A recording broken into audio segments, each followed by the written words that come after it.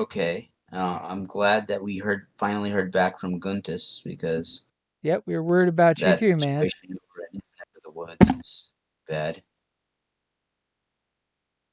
Hello. Yeah. Are you there, dude? Well, Hey, a little Guntus. difficult. Life is getting difficult. Yeah, I bet. No joke. I mean, the situation where you are is Yeah. a lot more difficult than the rest of us are having to deal with. Yeah. Yeah, lots of Ukrainian refugees here in Riga now. But speaking about this game, I just finally found my files with game materials, but my character sheet is gone. I don't know where it is.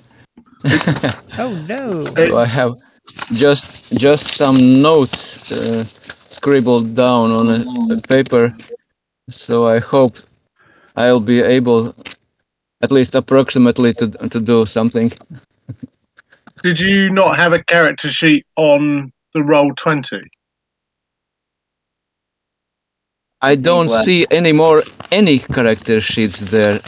Oh. I previously, at first, I could even edit, although some font showed up garbled, but then recently I don't see any character sheets anymore there. I click on them, but nothing happens. Oh. Let me send you some screenshots because I can still see your character sheet, but I know you're having the internet issues where we're not letting you see your character sheet. Let me take some real quick screenshots for you. That way you've got it.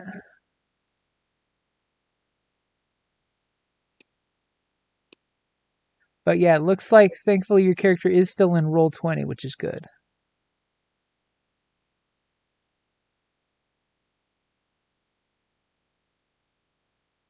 As my camera's being all slow. Focus and take the picture.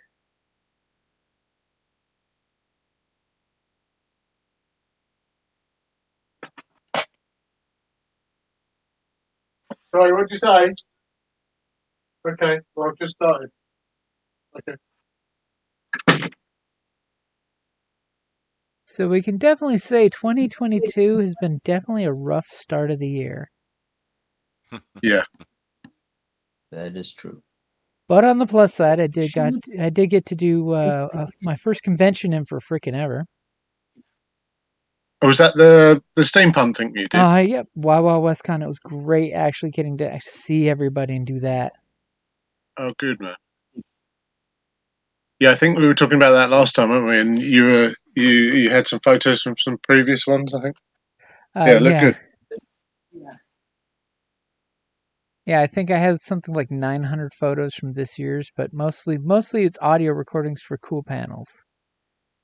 All right, cool. Okay, should have the pictures coming to you through Facebook right now. As soon as Facebook cooperates. Okay, I'll try to catch them up. So it's all 6 of your character tabs.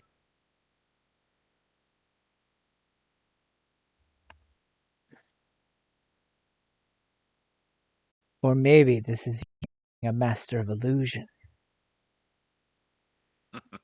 Oh, wow. I can certainly see them all. I was going to say, let's not look at those. It's not for our eyes. You're sneaking a peek. Remember what you saw last time with your eyes when you looked at what you shouldn't look at. Yeah, true. Good point. Yeah. Well, mate. Yeah. Yeah, I'll just stick to jazz now.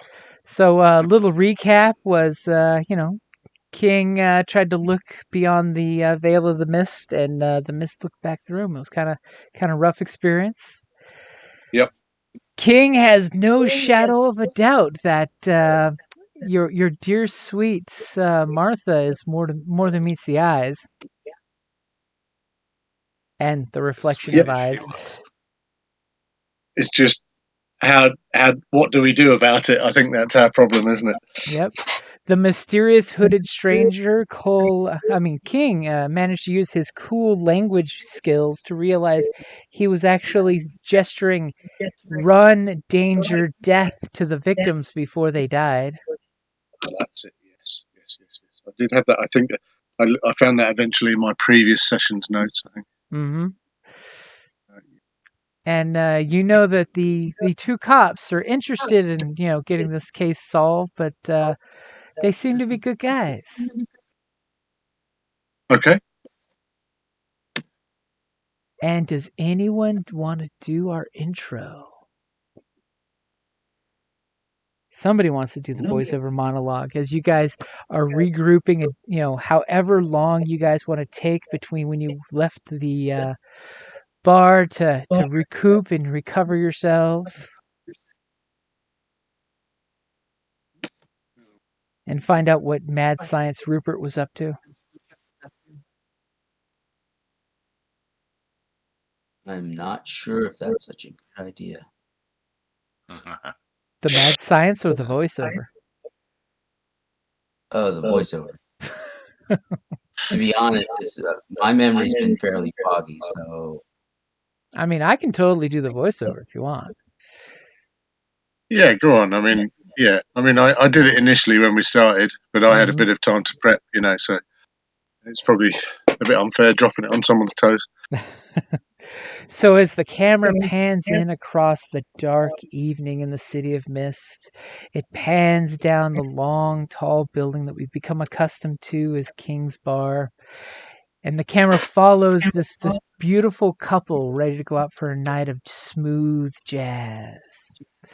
And the camera follows them in where they give their coats to the check-in person, and you hear the music playing, and then all of a sudden we see Cole and Rupert sitting there at the bar just sipping on a slow drink while they're talking about what's the catch-up. And King finishes his set and puts his saxophone where he normally puts it, and then hops down the stage to join them. Just as you see someone pushing a broom. And of course, at that exact moment is when Rico puts the broom down and joins King at the bar where you're all sitting together. Like, kind of distasteful looks on your face, except for King, who's just in mode. And he's in stage mode, so he's got this $1 million smile going. As you guys get together, and like the camera pans up close to you guys from like the bartender's point of view as he puts King's normal drink in front of him. And the bartender walks away to take care of customers, and the smooth jazz sounds just start filling the background as people are moving around and talking and having a good time. And these 4 souls all sit together at the bar with something heavy on their shoulders. Well, yeah. Are you all caught up, Rupert? Do you know what's going on?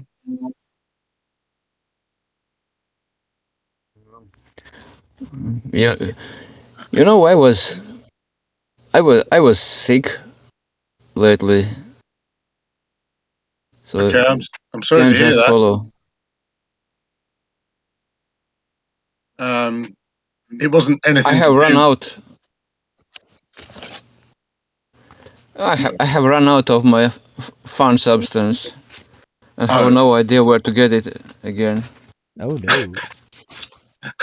Okay, I think you're in the wrong club for that, man. I keep a clean place. Didn't I tell you? All these strange occurrences to me get worse when I don't use. Oh, I forgot the name of the substance out of the game remark. Chemical X. Tronk, I think. Tronk or trunk? Is it? Trunk. Yeah, trunk. Yeah, I think I saw it in your bio. Yeah. So I need some trunk desperately because yesterday I burned my fridge. You burned accidentally. You burned your fridge. Okay. Yeah. Yeah. I don't. Is it something you make yourself, or is it like Do you know what I mean? Can you go down to 6th and Park and buy it from some guy on the corner? What is it? Oh well, what I have to buy are some substances, and the worst thing is that I need some catalysts to make the chemical reaction. And they are quite expensive and lose their activity very very fast when used. Okay, So not easy. sure. That's the bit where things normally catch on fire, isn't it? I can tell. Well, some catch on fire. That's yes. That's the what happens most often. Sometimes things just dissolve, and I don't know how it's working yet. Okay. I'll kind of gesture around the bar. And it's like, you see all these good people, these good paying customers. You see this beautiful mahogany top here. It's been here for at least 73 years. And I want to keep it that way. So how about we don't do any of that in here?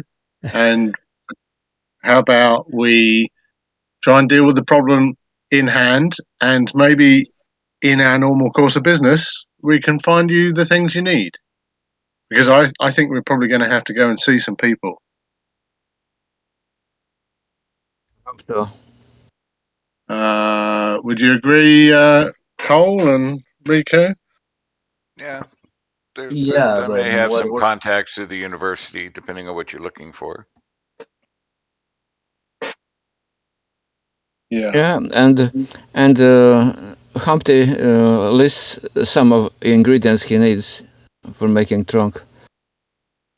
I'll just kind of glaze over a little bit. It's like, you're talking science, aren't you, man? Yeah, those are kind of 3 omega and desoxy ketone, like that. Just kind of roll my eyes at King at that comment. Like, oh boy. Yeah, Yes. more. Yes. Humpty says, I see from your face that it was chemistry lessons were probably your worst nightmare in school. You got that right, my friend. But that aside, I mean, are you caught up on the kind of? And I'll kind of look sheepishly at the other guys and say, the vampire death woman. Yeah. Are you aware of this, Rupert? Vampire Death. Yeah. Was it? I thought it was something about some movie, or maybe I was too drunk. No, What happened? Well, last night we were over at the at Sammy's club, and Martha was there. I don't know whether you remember her. She was in here for a while, and she found a better gig. Me too. I was also in that club. Really? No, I didn't see you there, but you could have been. I don't know. I mean, knowing the stuff you get up to, you could have been disguised as a hat stand, or maybe I don't know.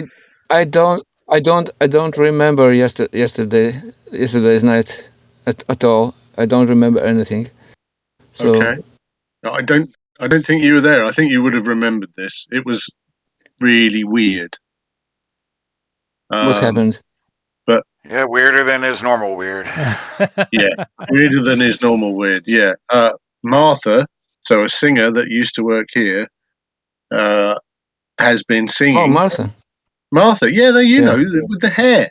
You know, the hair and the dresses and the butt. Oh, yes. Yes, you remember. What happened to her? Yeah. Well, I think she's some kind of creature that sucks out people's souls when she sings. I mean, it's just a working theory. And I'll look at the other guys for kind of confirmation. I look blankly at you. I'd be like he was totally hallucinating. Yeah. Okay. Well, anyway, that's my working theory. But every time she, or at least recently, every time she's singing, whether it's at a gig or a private thing, somebody falls down dead, and this dude with the tattoos and the kind of death's head thing, who I think is probably deaf, turns up and tries to tell people about it, and I can't make sense of it. What about that guy? He's some sort of homeless mute, but apparently he has a connection to Martha as well. He may have been a survivor of her attacks, at least. Oh. And he's been and he's been showing up everywhere that she shows up. Though we thought that he was sort of, or maybe the cause of all these deaths, but after what King found out, he's definitely something different. But the cops believe that she is connected to at least 3 murders, and she has been seeing a therapist. Oh, that's right. Yes. Yeah, somebody with. That's right. And I'll look at Cole. Somebody with deep-seated psychological problems was going to go and investigate, weren't they? And I'll kind of look at you pointedly. Was I? Actually, that's a good question. Does Rupert actually respect the soft sciences like psychology? Oh, that's interesting. That's a very good question. Maybe I should give some trunk to Martha when I make it. Maybe it would help. Okay, so Just curious. So yeah, we have Mrs. Walsh, who lost her son Teddy and her husband. We have the psychiatrist, and then we have some sort of incident at the Bancroft penthouse. That's right. Yeah. That according to what the cops, kind of commented, it was only mentioned that Martha was reportedly seen there. She says she wasn't there. Yeah, but the cops wouldn't have said that unless they had some sort of evidence directing them towards it. Mm-hmm. Or maybe someone's trying to frame Martha. Ooh, there was some supernatural stuff going on, though. Yeah, but it's an interesting point of view. Maybe she doesn't know what she is completely. I'm sure of that. Yeah. Um, Yeah, I mean, just because the cops lied to her, it could be one of those things. Have you seen it on the cop shows? They call it reasonable deception. Because what could be more reasonable? Deceiving someone who's taken a life. I don't know. The cops are defining it based upon their own limitations. I mean, if they're sleepers, not like us, sure. Yeah. then I don't remember. Did we describe it that way? Yeah. Did we figure out the dude that shows up? I forget. Was he? We don't know who he is or where he's from. We know he's covered in tattoos. I know you were thinking along the lines of gang nominals and symbols and stuff like that, but I don't think that came to anything. Yeah, it definitely sounds like he's not affiliated with any gangs. He's just one of those guys that likes lots of creepy death tattoos. And looks a little undernourished and has got, scraggy shoes that kind of blend in with everyone else's footprints. But when King did his ghost, bit of seeing ghosts of the past, you guys did, he did distinctly see that the guy came up to the victim and was sign languaging him to warn him. That's right. And then the guy Right. died, and then you realize that Martha kind of was shocked, and then she totally blamed the death guy for the murder. Yeah. Right. Yeah, I'm Yeah. just trying to think. Yeah, we didn't have any real lead to where this guy was, right? Yeah, you tried to chase Or him where we might. outside. He managed to slip through your investigation. Right. There was lots of bad dice rolls that day. Yeah, I mean, that's what makes the fun. But the nice thing is the Mm. case moves forward.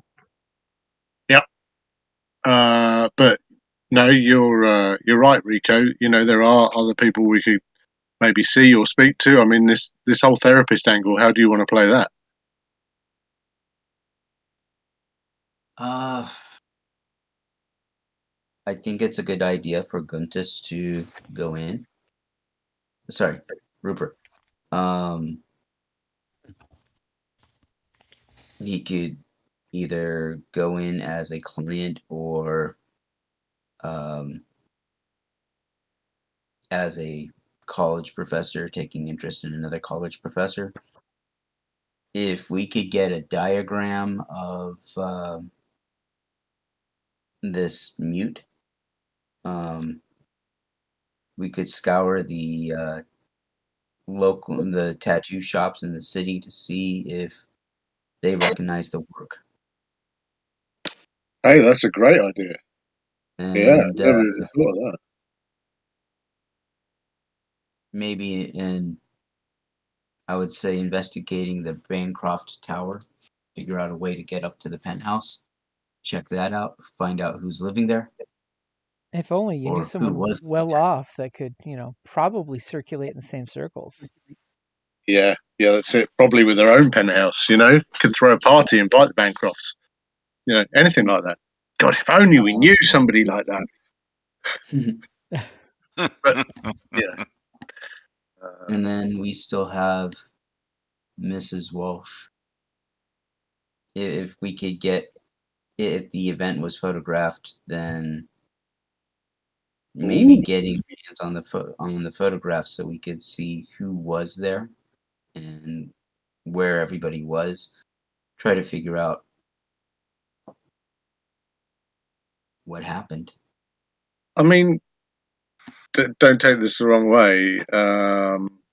It's a But lot of leads. well, no, it was a funeral home. You know, there are going to be a lot of photographs. You know, people with their arm around the corpse. You know, that kind of stuff. I don't know whether that happens. I haven't got a clue. You know, there are lots of different kind of funeral rites across the world, and I'm not familiar with them all. Mm. But it's a good idea. In fact, yeah. I mean, what about things like, I don't know, like cameras? You know, I don't know, whatever they're called. You Well, know, these things. I would think that um, maybe the funeral home director would have taken some shots, uh, maybe for advertising purposes. Oh, I see. Yeah, because she was singing. Yeah, I see what you mean. Kind of, you know, bespoke funerals are us kind of thing. You never know when you Yeah. need a stock photo of a woman singing at a funeral. At a funeral, that's a really good. Right. Yeah, yeah. Of course, there Okay. is And then people see going the to the Now it's death small scene. people see the small now it's a question casket and then they feel sad. Yeah.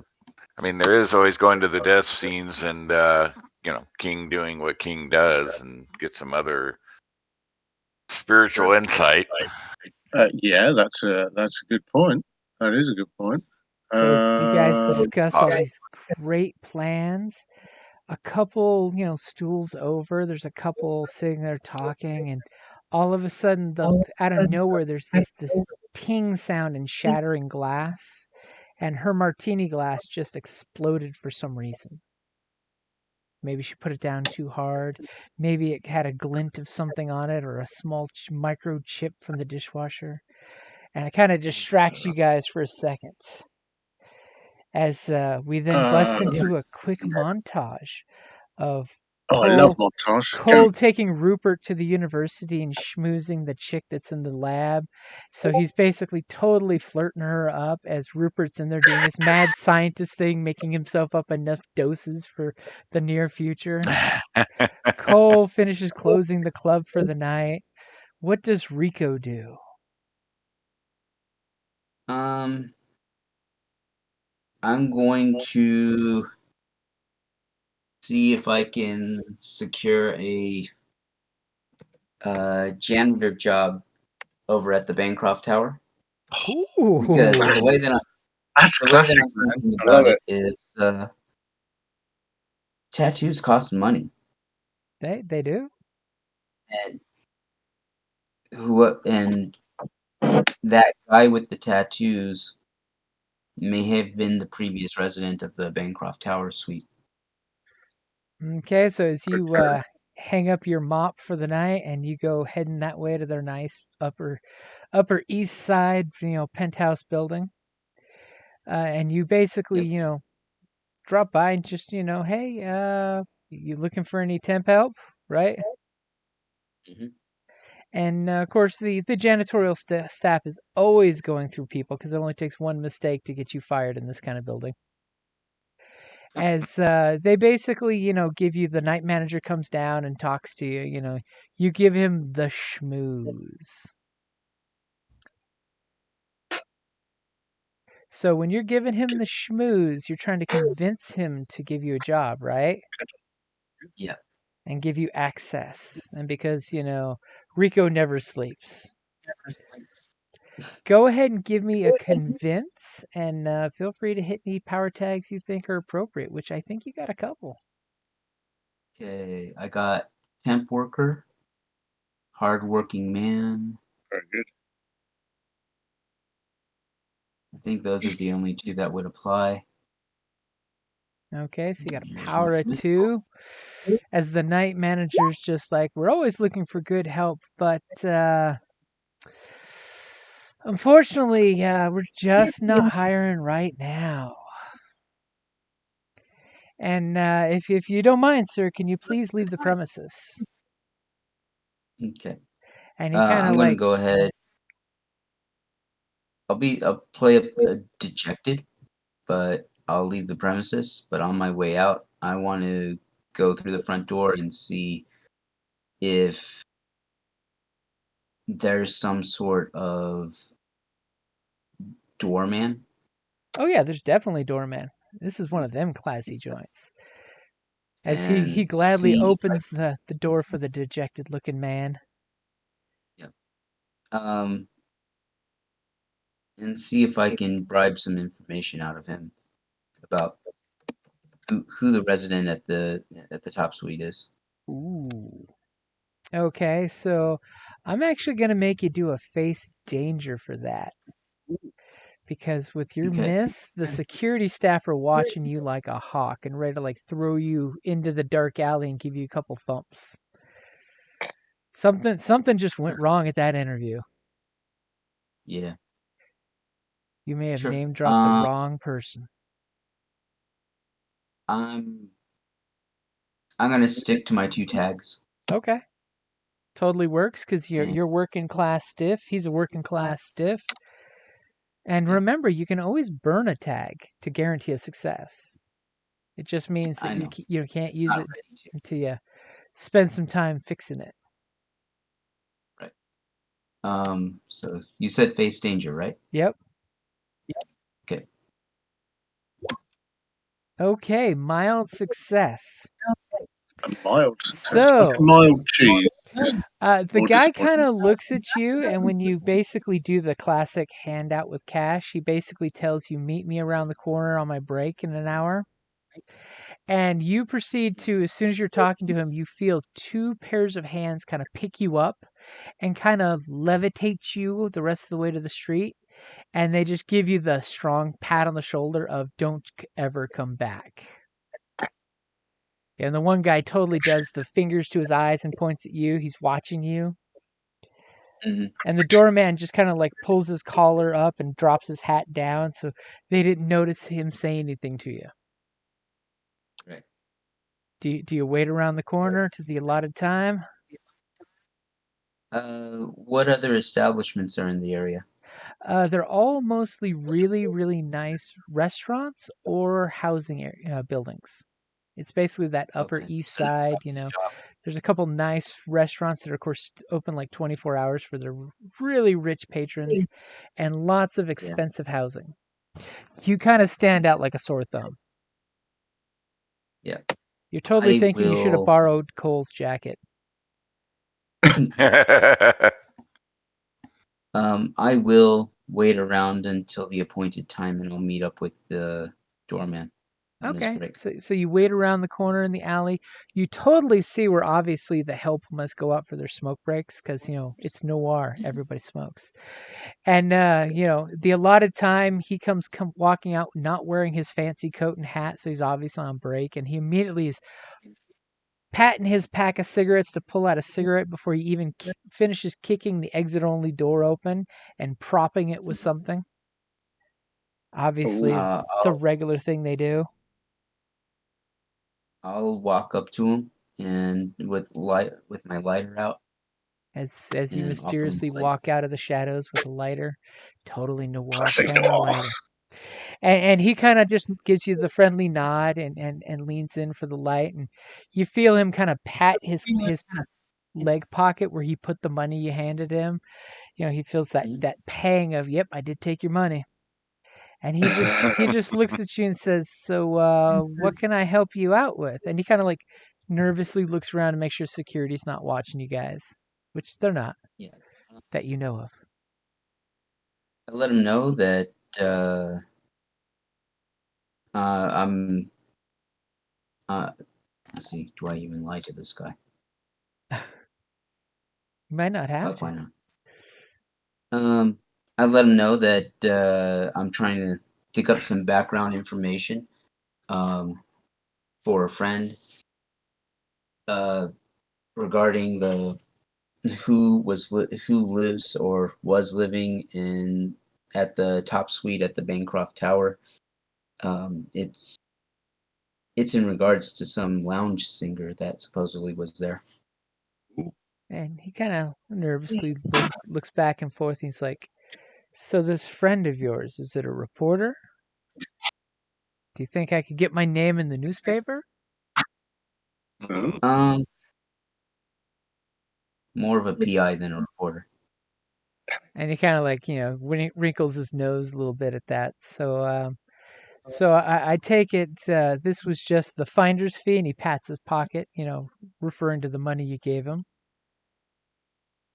Mm-hmm. So the Bancrofts, bad news with the Bancrofts. I mean, Tiffany Bancroft was a beautiful woman in her 30s, waist of a great pair of gams. What? Tiffany Bancroft.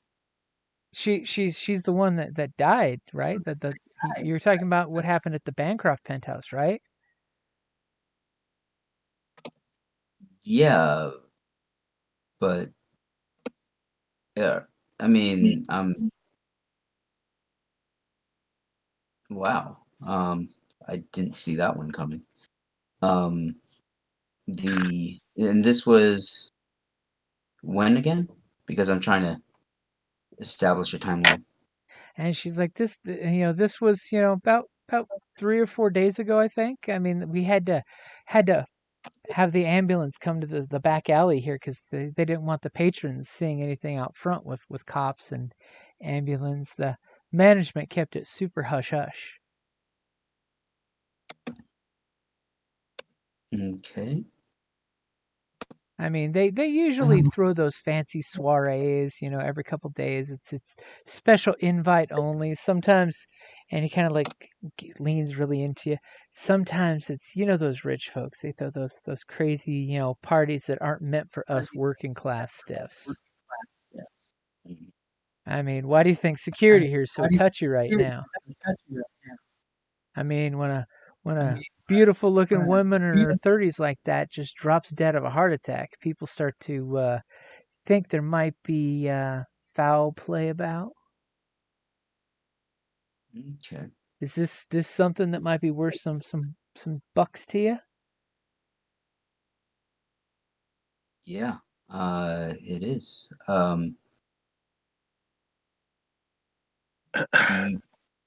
do they use a separate entrance? Yeah, you can clearly see that there, as you look at the door he came out of, and it says, employees entrance No, I only. mean, no, not the employee entrance. For these big time soirees, do they come in through the front door, or do they use a private entrance to get into the building? And when you ask that to him, he kind of sticks his hand out nonchalantly. He's a practiced doorman. He knows how that works.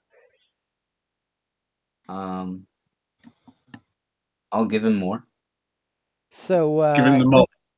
he kind of takes a long drag off his cigarette and blows it out and uses the smoke as a smoke screen to put the cash in his pocket subtly.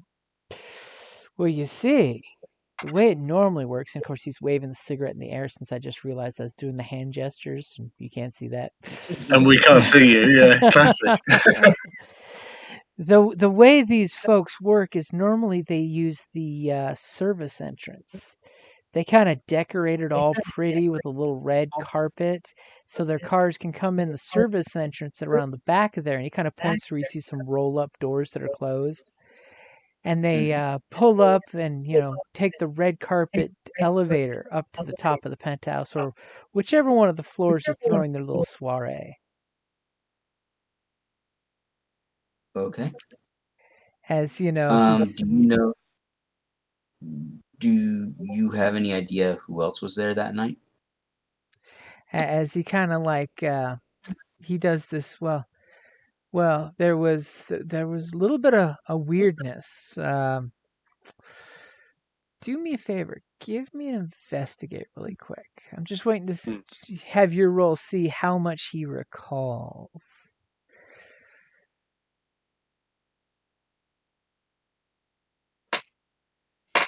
I cannot think of anything that I could contribute towards this.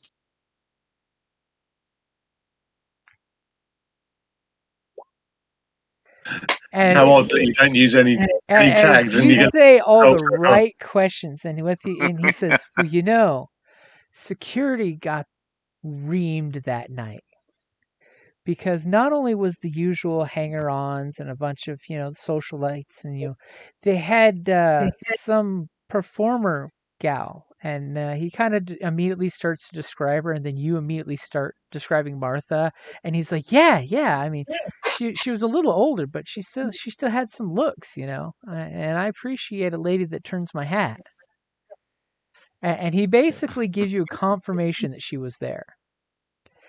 And I don't remember when she left, but it had to have been during some of the chaos when and some people, screamed. And then, there was some guy with some tattoos that security was like going floor to floor looking for because they totally had one of their security guys chase some hooded guys down the stairs and then lost them. And I wouldn't mess with the Bancroft security guys. These guys look like they know what they're doing. They've got all the right bulges in their coats, if you know what I mean. And he kind of pats his side where a gun would be on a side holster. Right. Yeah. Um, did we build out a composite sketch of the Ute? Not as far as I'm aware. I don't think so. Okay. But Um, he kind of rubs his chin. He says, if you promise a few more bucks, I think I could get you the guest list. I mean, you did have a great success, so. um, I'm going to hand him a matchbook uh, to King's Club, That's classy. and I'll tell him, sure, that can be arranged. Show up here, ask for King. He's the club owner, and he'll definitely cover that. I kind of, whatever I'm doing, I'm like eating an omelette or something. I suddenly clutch my chest and I feel my wallet get smaller. Yeah, you're throwing the wrong person's money around, but that's okay. It feels like Rico's spending my money again. I don't know what I'm going to do. It's like my wallet's much deeper, but hey, that's okay. Yeah. But the club's a convenient hangout. It's a landmark. And he kind of finishes his cigarette, kind of rubs it out on his shoe, and then deposits it in the nice little cigarette receptacle out there, making sure not to make a mess, because that's how you get in trouble. And then he's just like, you got it. And he opens the matchbook and looks at it and flips the matchbook open to see if there's any messages written inside, just in case. You never know. And he slips that in his pocket and says, it's about time for my shift to start back up. But there is a message in there. Oh, they there is. Ask for King. Ask for King. Then he are you sure you can't get my name in the news? Well, if your name shows up in the news and the security's as tight as you say they are, you think that you would still have a job after that? And he kind of gives you the good idea. Back to my silent doorman job. And you see him kind of kick the little rock he put there to keep the door from locking behind him, and goes back inside the building. Okay. Before the door closes, I'm going to catch the door without him seeing. Ooh. And I'm going to stick a piece of tape in there. Ooh. Okay, so go ahead and give me a sneak around then, as you're trying to dummy the door. I like that. That's something that'll come to use for you in the future. That's right. This is just to see how good of a job you do and if anyone notices. If it's about how good of a job I do, then I'm going to use hardworking man. Yeah, don't mess it up, dude. He's working hard for his money. Yeah, you accidentally slip a matchbook in there with my name and my address and my cell phone number. Ask and it's for King. Damn it! Had I been really smart, I would be carrying a little packet of Play-Doh. Yeah. But, well, aren't you a jack of all trades? Haven't you got a thing that says you can pretty much pull anything out of the trunk of your car? Yeah, but jack of all trades also has the descriptor blue collared worker. None of the jobs that I do requires me to carry around Play-Doh. You never know when Silly Putty comes in handy. I mean, it's Play-Doh plus it can copy things. Ooh, that's a good thing right there. True. You can copy a printed name. Yeah, Magic but no, Play-Doh. it did not. Keep it in an Altoids tin so you can copy keys on demand. Yeah. Okay, so I'm not that high tech. So you kind of go to the door real quick, and your hand goes over the lock, and kind of gums it up, and you hear the door kind of close but not click. As you pretty much feel confident that King's going to get the information he needs, and you kind of walk off into the darkness. Yep. Okay. Love it. All right, so Cole, it's the next day. You guys are ready to get back together. What is it that you're doing? Are you already back at the club? So question, I did feel all three of my attentions on my sword. So how does that how does that work? So are you wanting to flip the card? Yeah, I was trying to find out how that works. So basically you would click improvement 1 and you would add an additional power to your sword. Okay, powered as in like Let me kind of power? Bust out a player's handbook here. Is it an improvement, is it? Yep, it'll be an improvement. So tag on your on the tag improvements is a thing, isn't it? And what is that mythos? So this is it's a possession. Possession. So it's not a myth, though. It's Okay, it's logos. Yeah. Okay, possession. So anything I would add to it would be a mundane effect then. Yep, nothing magical. Okay. But some of those are still very useful. Yep. So here are some suggestions during the game. Whenever you gain improvement for this theme, you can choose one of the following. Found it. Once per session, create a temporary tag that describes an item. It's the gift that keeps on giving. Whenever you have an ongoing tag that you created, which describes an item, you can make it into a permanent power tag. If you already have a permanent power tag created by this move, you can discard it and use this move again. You can discard it permanently, blah, blah, blah. Tools of the trade. Choose a power tag question from your training or routine. Am I in the right one? Yeah, I'm in possessions. Yeah, see, I glanced at those and I just didn't quite see how that fit possessions or how. Quartermaster. Once per session, you can let another player use a power tag from this theme. Have you trusted anyone enough to give them your sword? You do not need to make a change to the game to do so, so you can literally just loan out your sword. Or quality matters. One of your items or possessions is a real gem, perfect for what it was made for. Choose one tag from this theme. It must describe an item or possession. Any core move you make using it is dynamite. Oh yeah, what does that mean? I was reading that about something in mine. I couldn't. Basically, it means an automatic success. Oh, do you burn it? You don't burn it automatically, do you? And you don't burn it. No, it just means that this sword is, it's a absolute. It's pretty much what he thinks it is in his possession. It is the ultimate sword made by the ultimate swordsmith. So whatever it does is amazing. Yeah, that could be useful. Yeah.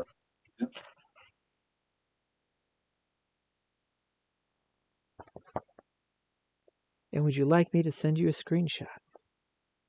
No, I'm looking at it. Okay. I actually have it up. I just wasn't sure exactly like how that applied, what it, how that improved or what. So that's why I was trying to. And I know you'd mentioned at one point of it becoming potentially a mythos, but I don't know how that functions. But basically, if one of your logos gets ignored enough, and you can have a mythos, you can totally use it as having now a magical sword. You have awoken the spirit of the blade. Oh, so I would have to ignore the sword. Or you could always use one of your other logos. Oh, okay. So, like, say you ignored philanthropy. A lot of not philanthropy stuff going on. All of a sudden, you realize that you're giving up on your philanthropy, and it's now your magic sword. You have you go for relic to replace philanthropy. Maybe I have not seen the new Moon Knight, but I mean, thinking along the comic book, all of a sudden the sword decides to say, okay, the spirit of the sword says you need to get your shit together. The relic is going to tell you what to do. Okay. So I could do the quick to defend quality, and so anytime I would use the quick to defend, it would be dynamite. Is that basically how that would work? Yep. And you can go ahead and in your power tag where it says the blank one for power tag, you can just add that in and just say quick to defend dynamite, so that way you know. So anytime you pull a Highlander and whip the sword out of nowhere, something amazing is going to happen. You're going to Zorro that shit. Okay. Which is dangerous as hell. Awesome. There can be only one. All right.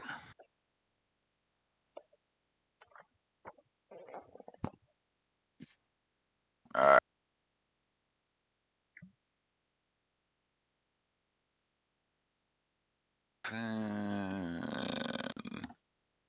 Dynamite. All right. Boom, boom, boom, and then I erase the attentions. Yep. Then you go back to 0. All right. And that's a new thing that gets put on the flip side of the card, is it? Yep. Yeah, under one of the improvements. So basically, I put quick to defend dynamite, so we know that's that deal. Okay.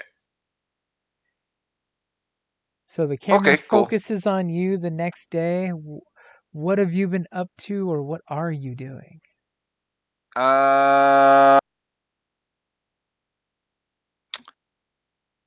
So I would probably use my time to reach out to a contact at the police station to see if they could do any maybe background or searches for the description of the guy that we're looking for. Ooh, That's cool. that is a good one. Yeah. Okay, so you go up to your contact. So who is your contact? I mean, you may have some Let's buddies see. who are doing the legal program. Possibly, yeah, because I got contacts in every neighborhood, part of my philanthropy and stuff. So As he starts to embrace the philanthropy, I like that. well, I've used a little bit of all these, so Mhm. it's like, okay, I'm supposed to ignore some. Actually, the most I've ignored has been almost more my gadget part, but so yeah, so it's yeah,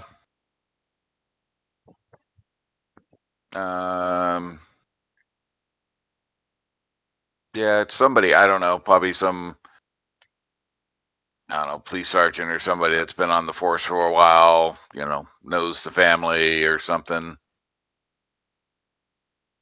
And, has owed some favors to the family, though I don't quite care for my family, but resources come in handy. Okay, so you go ahead and make the call, and he, of course, immediately answers now that it's a decent hour to talk. And he's basically, asks for you the nothing but the facts kind of deal. It's like, you give me height, weight, description, and you kind of read off the cliff notes that you guys have. Go ahead and give me investigate, since you're using him as your investigation proxy. Yeah. So Unless you want to play it off for something else like change the game. Oh yeah, there's different outcomes. Is that how it works? Yeah. So change the game would potentially do what more so than investigate? It would give you juice that you can then use for like future stuff. You could hold on to the juice to make basically like a declaration in the future, as opposed to me just info dumping on you. I mean, investigate will totally work because I can info dump on you, but juice will let you cash it in at later times where you mysteriously reach into your pocket and pull out the clue that you have that is now pertinent to this exact moment. Okay. Investigate, you'll get, depending on your success, a few questions to ask that I will not lie to you because I cannot lie when you successfully investigate. Okay. And I will give you a +1, by the way. Since you're tapping into, somebody who likes you. Right. Let's see. And I will use my charming from Life's Too Short.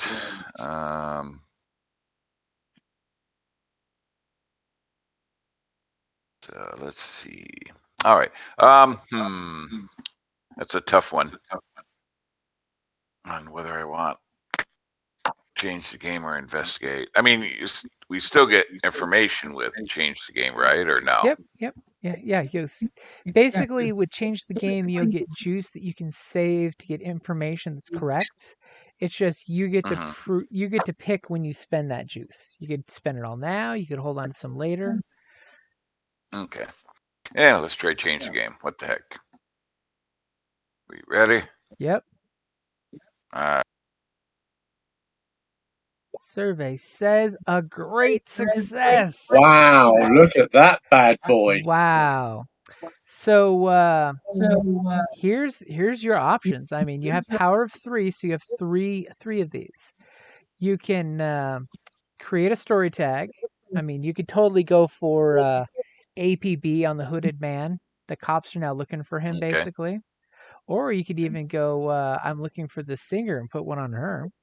You can take a plus or minus off a status if you have one, which I don't think you do. Nope. I don't. Negative statuses, like if you were Yep. shot or anything. Yep. And prolong the effects, which not really a big thing. Hide the effect, which means you just conceal that you're magic if you're using your mythos stuff. Or Yeah. any other improvement you and the MC agree on. Yeah.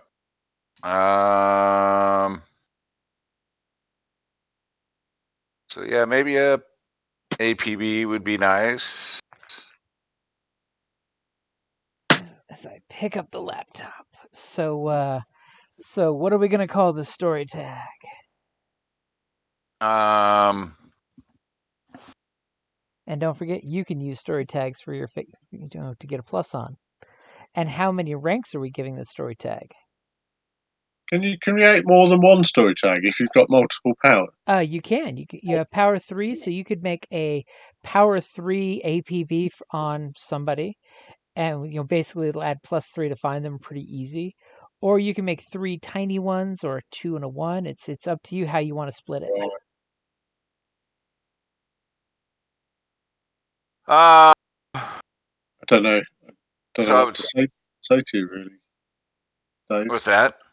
I don't know what to say to you, really, David. I don't know what to suggest. Yeah. Well, so I'm thinking a 2 APB for the mysterious man or the tattooed man instead of the smoking man. And then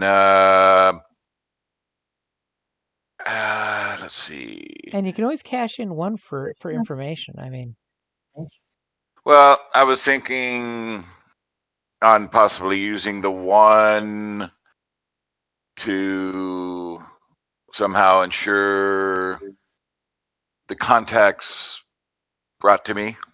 okay. So he basically confirms, hey, that description sounds like somebody that a couple detectives have been looking at. They've got some base descriptions, but and you hear him kind of like pause. He's like, Dawson Quinn. They've been looking for some hooded guy that sounds a lot like your description, and we'll totally bump up the APB for him. All points bulletin. As he explains to the non-cop on the phone with him. I'll give you a heads up if I hear anything. Yeah. Yeah, because we would like to have a discussion with him if he could pop by, happen to be brought by what's the name of your place again? Wow. The Ebony Lounge. Everyone is dropping the Ebony Lounge. Just drop in the Ebony Lounge. You might be a wanted criminal, but just come and have a drink. Yeah, why not?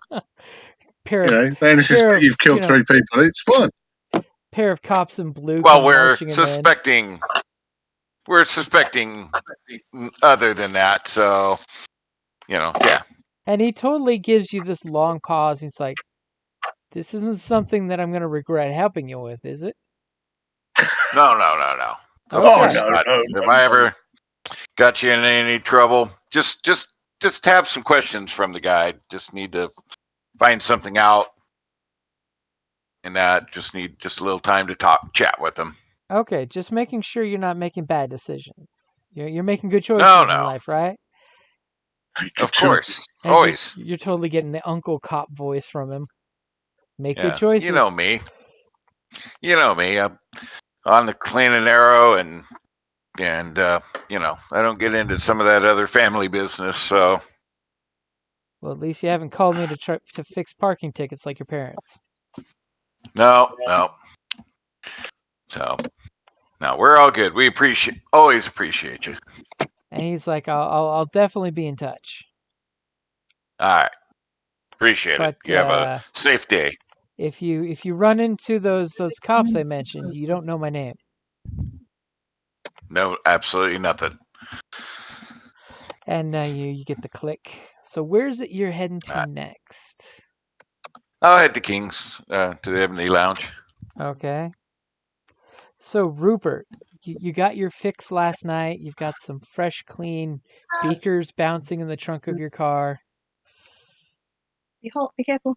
Oh, I didn't get your tray. Sorry. As apparently you're maybe at a restaurant where the lovely, person takes your tray away. This is how life imitates art. Right. Or Weird, art imitates life. Rupert, are you there? Yes, I'm there. So what is Rupert doing the next day as he's preparing to get back with the group after working on the game plan that you guys set up? As Rupert puts down the phone, all frustrated. He has called. He has phoned a couple of his former colleagues, trying to find ways to get some trunk, but they seem strange. Nobody wants to talk to him.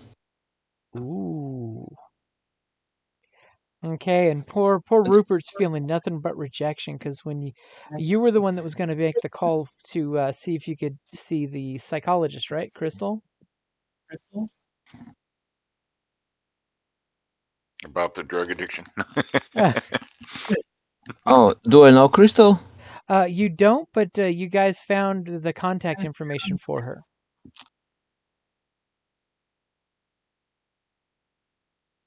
Oh yes, he has been considering that. Okay, so you make also the phone.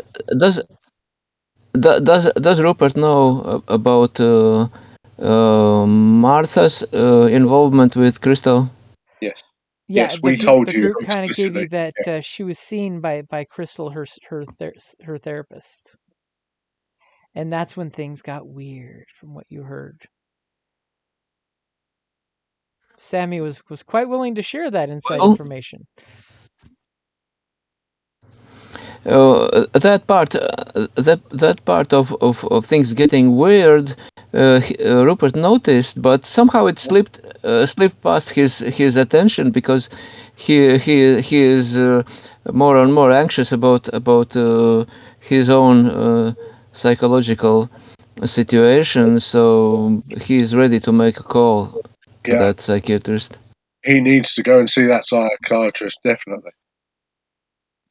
So you go ahead and make the call, and of course you get the immediate feel that this is one of those high-end private psychiatric, setups. As the secretary that you end up getting on the phone, basically she totally is giving you the brush off for the most part. Give me a convince as you're trying to push through to make sure that nope, you're not dismissing me. And she's just like, maybe you should go seek, general psychiatric assistance.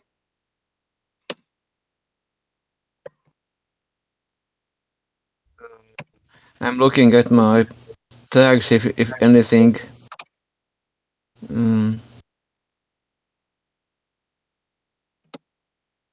Well, none of my tags help. I can only give a roll, general roll. Maybe you could do use a crew tag, drop my name. My name has money to it. Yeah, that's great. Let's see. So I think you got to help crew tag from me. I had some connections. Yep, on your character card, you definitely have a help with Cole and a help with King. So if it helps the name drop with Cole, you could totally do that. And Cole. Why not? Great idea. Okay.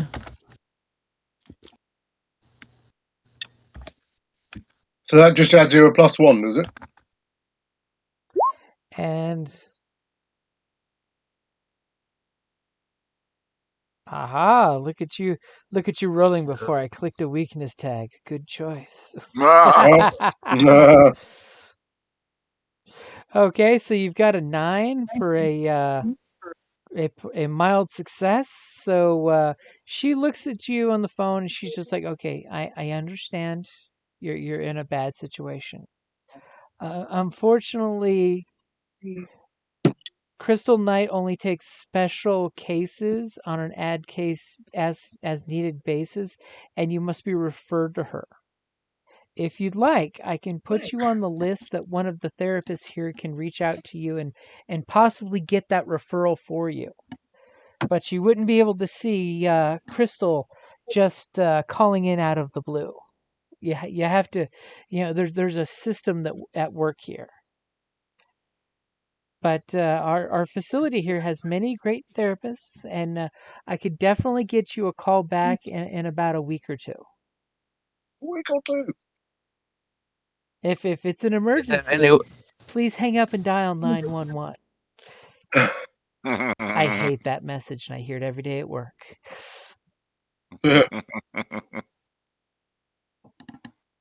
Rupert says some mild compliment and says, "Is there any other means to speed it up? Not Uh, not hard, not hard emergency, but um, life sometimes is too tough to wait for long." I completely understand, and I promise I just put an asterisk next to your name so you're on the priority list, and she basically like does the whole gets your personal info, your height, weight, address, what your symptoms are. She basically does the whole mild psychoanalyze on the phone with you. How much honest stuff do you give her? Are you giving her all the 100% the truth? Oh, no, of course. Just trying to omit anything connected with special powers. Just that Rupert is sometimes breaks things and things get out of control. And she gives you the whole calming. Okay, it's just- Obviously works at a therapist's office. I understand when things are stressful, I break things too. Sometimes it's cathartic, I've been told. But don't endanger yourself or endanger other people. And I promise we will get back to you as soon as we can.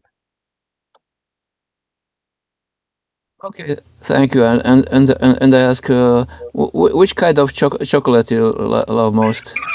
I love it. And she's just like, the kind that's in the coffee. That's my favorite. Oh, that's nice. Okay.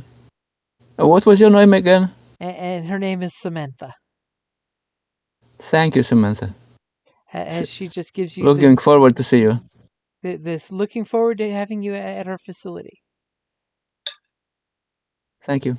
And again, be safe and don't hurt yourself or anyone around you, please. As you Okay, know, thank you. as you feel like you've been exposed, that you just exposed yourself, but you definitely are in the queue for getting a call back from the therapy office. You definitely get this feeling that it's one of those Z file things that they're going to call you. They'll call you. You don't call them. But it's a start. It's a foot in the door. Yes, and Rupert feels like, he feels kind of relieved of stress for even just for having this talk, and then he starts doubting. Well, maybe I don't even need any therapy. Just this talk was good enough. Stuff the mystery we're investigating. as all of a sudden the camera pings back up at Cole's office. He's sitting behind his desk. He's got the pile of bills, the pile of billfolds for the bars, events coming up. Okay. You mean King? King. Not Cole. Yeah, King. sorry, King. Cole hasn't got an office, I wouldn't have thought. I mean, I'm Imagine he's happy got. to help you with your paperwork, but hey. So, King, you get a knock at your door. Yeah. As one of your your second string performers comes walking in, and she's like, boss, I need to ask for some time off. Everything all right, honey? What's going on? Everything's great. I got a great opportunity, and I know that you'll support it. And in 2 nights, I got an offer to be a backup singer. And she kind Oh of like yeah. sheepishly looks at you like she doesn't really want to say more, but she'll totally say more. Well, that's great. I mean, tell me who you're performing with, and maybe I can give you some tips. I've performed with some great people. I can tell you how they work, and I'll just kind of try and cajole it out of her. And she just kind of like immediately puts down this little flyer, which immediately you recognize as the city's opera house. It's like one of the prestige places for events and stuff. Wow. You still dream to maybe get to play at the opera house, as Okay. it's a billfold for a premier grandiose event that's coming up.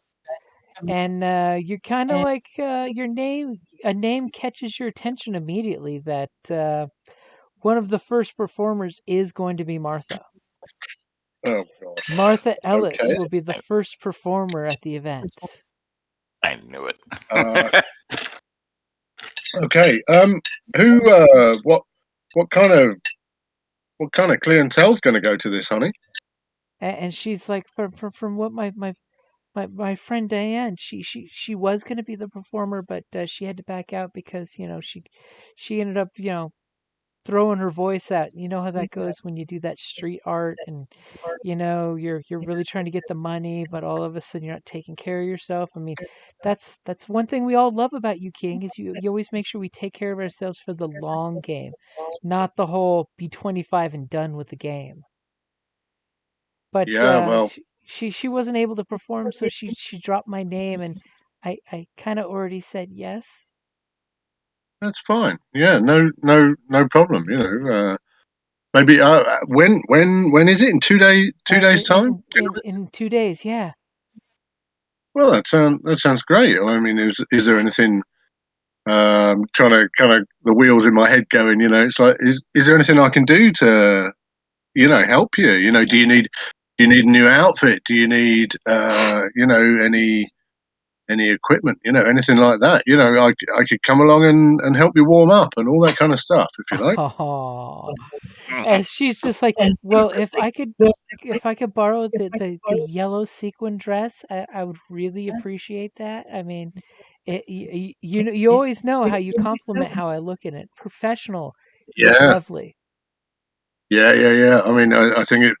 Although it wasn't, I think it must have been made for you. Yeah, of course. Yeah, no problem at all. Yeah, we And can do that. Well, and this is an exciting opportunity, because you don't know who else is going to be there.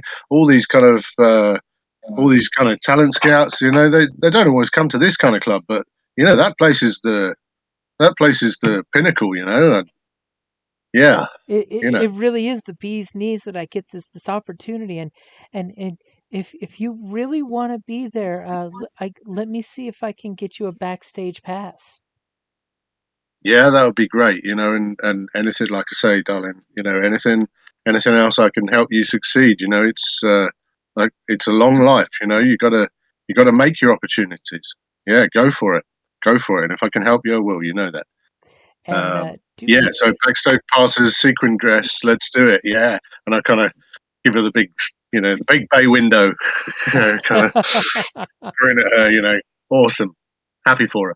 So go ahead and give me a convince really quick. That way we know how Yep. well she pushes to get you that to get you that backstage pass. I think she's going to give you +1 power because she wants that dress, and she wants your support, and the fact that she doesn't want to have any burnt feelings. Yep, no problem. I've Right, got the okay, +1 so in there for you. oh, you have, thank you. Oh,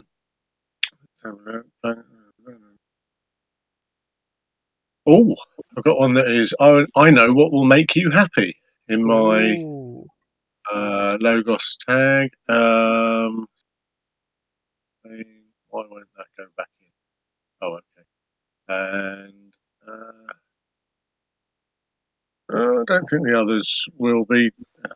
Jazz club owner, everyone of importance, no mesmerising musician. I don't think they're really relevant. Okay, okay, that'll do. Yeah, let's do it. So, what am I rolling? Sorry, this is for what? A convince. Convince. Yep. Yeah, of course, no problem.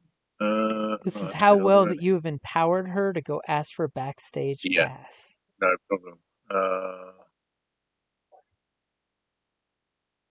Should I? Ooh. I've also got a flaw, a weakness. I neglect important relationships with the living. So I don't know whether I should tag that or not. In this case, I wouldn't, because you're not neglecting her. You're actually supporting her pretty good. No, true, encouraging her. Yeah, no problem. Yeah, you. Yep. Okay, that's good. Let's roll it. Convince. Come on. Oh, is that it? A mild It's okay. success. Mild. It's the lowest success of success, but it's a success nonetheless. That's still a success. Yep. So she basically does follow up with you, and Okay. basically you have power too. So she will give you a backstage pass for you. Yeah. You have one other power to spend. Is there anything you'd like to spend that on? What can I do with a power 1 from convince? So you have a power 1 of backstage pass, basically a status of backstage pass. You could Do I always put that anywhere? you could always put that on your status page and just remind you it's a good status, not a bad status. And if you Where's wanted, you could bump it up to a backstage pass 2, and we'll just say call it +1, so you have a +1 that you can take with you. well, yeah, I was Or going to say, or the other thing is, can I spread it out? I.e., can we get more than one? you could totally do it for 2 backstage passes. Yeah, why not? Let's do that. Then that's legit, isn't it? Uh-huh. So she totally has the hookup for you, and you end up getting the nice little lanyard with the backstage pass. I love that stuff. So where on my do I write that on my character sheet somewhere? At the very bottom, we have your status cards. You can totally put it down there that it's, tracking card. You can tag this and just put status backstage pass. Right. Okay. Just remind yourself it's a good thing, not a bad thing. Because you can have good statuses. And who are you going to give the other one to?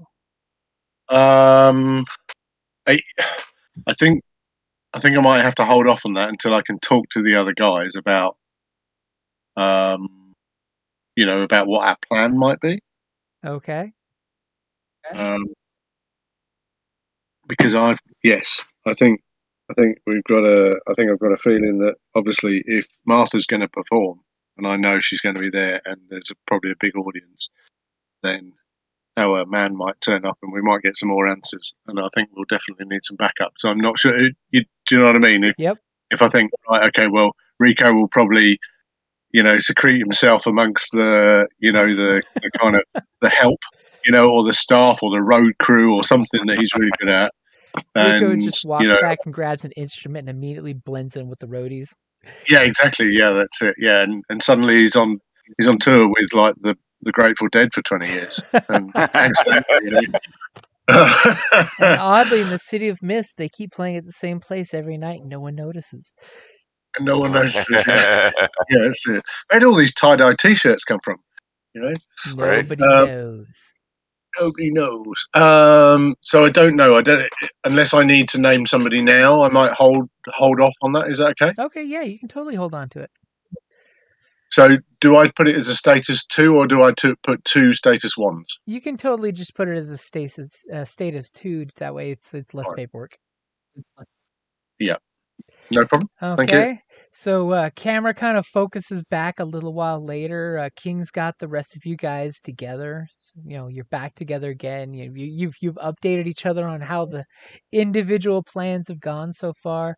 King's got some name check-in list that somebody dropped off in a manila envelope for some reason. He doesn't quite know what it's about. Oh yeah, and I had to give him like $40 or something. What was that about? Yeah. Well, there goes my wages this week. No, I wouldn't be that mean. He seemed a nice guy. He had an amazing hat. So Really tall. So that gentleman was is the doorman to the Bancroft Tower. And apparently he confirmed that Martha was there. So was the tattooed man. And apparently the Bancrofts live at the top of that tower. And the victim in question was the host or wife of the host. Uh-huh. And that list is the list of everybody that attended the party that night. That Miss Bancroft passed away at. Okay. Is there? I mean, I'll show the rest of the guys. If we're all together, I'll show them the list. Is there anybody on there that I don't know? Is there anybody here? Anybody recognises or thinks might be weird or unusual or a good person to approach? I will peruse the list. Cole totally looks Same. at the list and he's just like, Booster Club, Yacht Club, Yacht Club. Immediately recognizing names from like his mom's list of people you invite to every soiree. Right. Usually it's the wife's names he's recognizing or the daughter's names that Cole's recognizing. He is a card. So there are definitely a few names that Cole recognizes on the list of regular folks that would get invited to like any kind of like nice little soiree get together.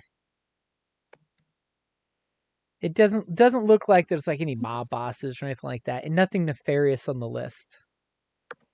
It's very, very benign.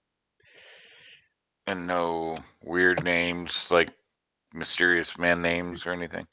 No mysterious man names, and you do clearly see that there's a Miss Martha Ellis, and possibly escorted with Sammy Jefferson. But you notice that Sammy's name is not crossed out or checked in, because normally they cross the names out as you show up with a highlighter, and Sammy's name was not crossed out, so he did not arrive apparently. What about the shrink? She happened to be there? No. Okay. Just making sure. Wait a minute. She could be driving things. What was that? Was Cyrus there? Cyrus was not there. Thought he escorted her everywhere. Well, he wasn't in the building. Okay. I mean, this is the Upper East Side. It's safe. We don't want poor Cyrus dealing with the Valhalla boys. All of a sudden they start flexing and then someone blows a blood vessel. Yeah, they're bad news, aren't they?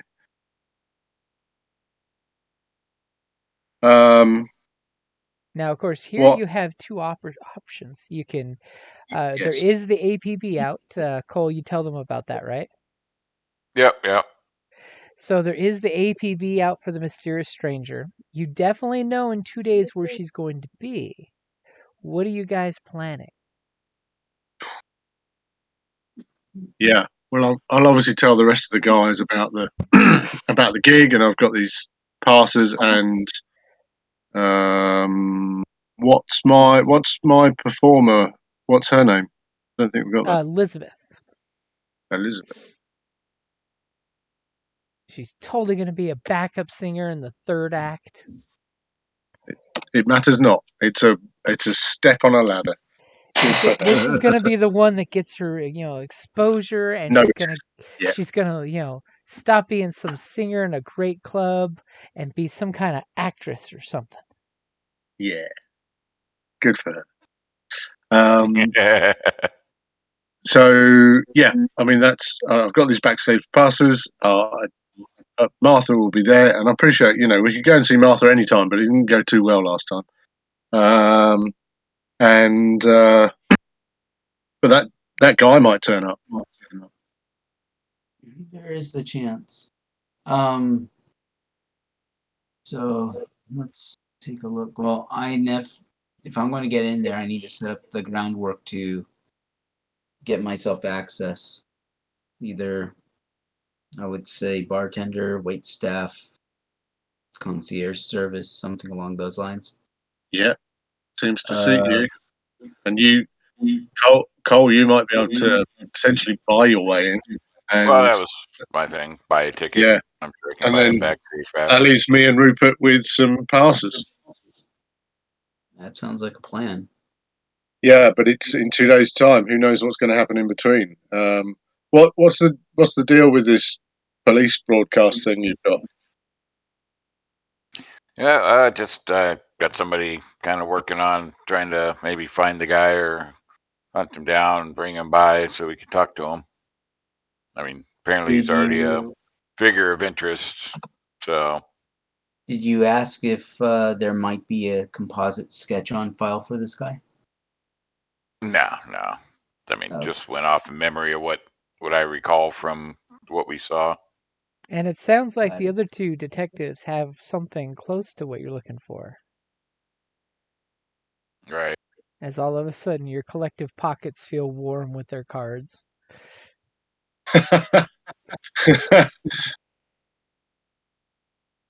Yeah. Do we talk to them? We can speak to them if you like, but I mean, you want to. Yeah, we just need to be hush about the involvement with the APB and stuff at the moment. So, yeah.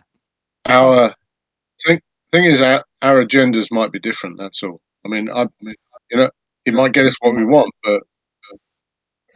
And you have a firm feeling that the cops believe the hooded man is the murderer. They don't know how he's giving people heart attacks, but they're confirmed that he is the murderer. She's got some shady shit that they're interested in, but he is definitely the murderer they're looking for. Okay. And I'm just if it's telling okay you, with you guys, if anyone wants to call them to the club and we have a conversation that is a miss, the cops will so be dragging in the hooded man at the exact same moment. Just gonna throw it out there. Sorry, Rico, what were you going to say? If it's okay with you guys, I'm going to get my feelers out for a job at this gala. Yep. And then I'm going to take a trip down to the funeral home because I want to find out, because if they have some sort of camera system, maybe they caught a picture of this tattooed guy in the area. Yeah. No, that's that's cool. I think we're working all those angles, But if we are going to lay the groundwork absolutely for this, going to this gala at the opera house, what do we have a plan about how it's going to play out, and what are we actually going to do with this guy? I mean, don't get me wrong, you two are pretty handy. It's like I've seen you lift a car out of a river, Rico, and Cole. I've seen you swing that sword about, but I don't want to be rolling around on the floor with some guy that's going to crush my trumpet, if you get my meaning. Wow, that's a good metaphor. Kind of weird. That could go so many ways. Crush my trumpet. Yep. Yeah. Oh, right in the B flat.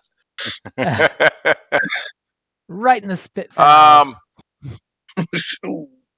Well, so yeah, I don't know, because I mean, ultimately, I think really our main concern isn't as much him; it's her. And what do we do if she starts manifesting? I don't know. I don't know whether we just maybe I've got the wrong end of the stick. Maybe I've leapt to conclusions. Maybe we just don't know the full picture. How they fit together. Well, that's why I'm hoping he might be able to tell us. But Yeah. he may know something about what's going on with her and that she doesn't. Yeah, but I don't know. I appreciate why the cops might think that he's the bad guy. He's a dude with tattoos that seems out of place, and then people drop dead. Whereas she doesn't seem out of place, does she? The things she's at are perfectly congruous with the things that she's doing. So she's at a club, she's singing, she's at a funeral. She's it. Whereas this other guy stands out. So I could see how the cops would be suspicious, but I know we're only suspicious because of the things we know about her. I don't know. I don't know. I'm just thinking out loud. I don't know. I don't know where to put it. Yeah, because I'm guessing somebody's dying at this gala, and what what you saw and brought about, I'm guessing she's got something to do with it, not him, but somehow he's aware. Yeah, I don't know. My gut instinct is he's the good guy and he's trying to save people, but Right.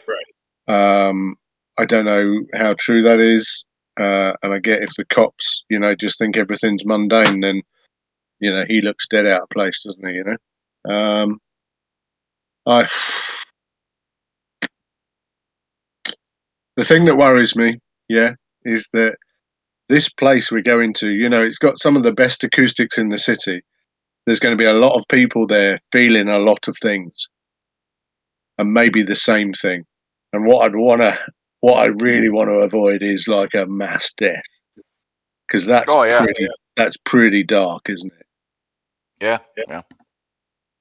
But I don't know. I have a question. May I assume that Rupert has come to the bar? Yeah, we're all there. Yep. You're all together. Yeah.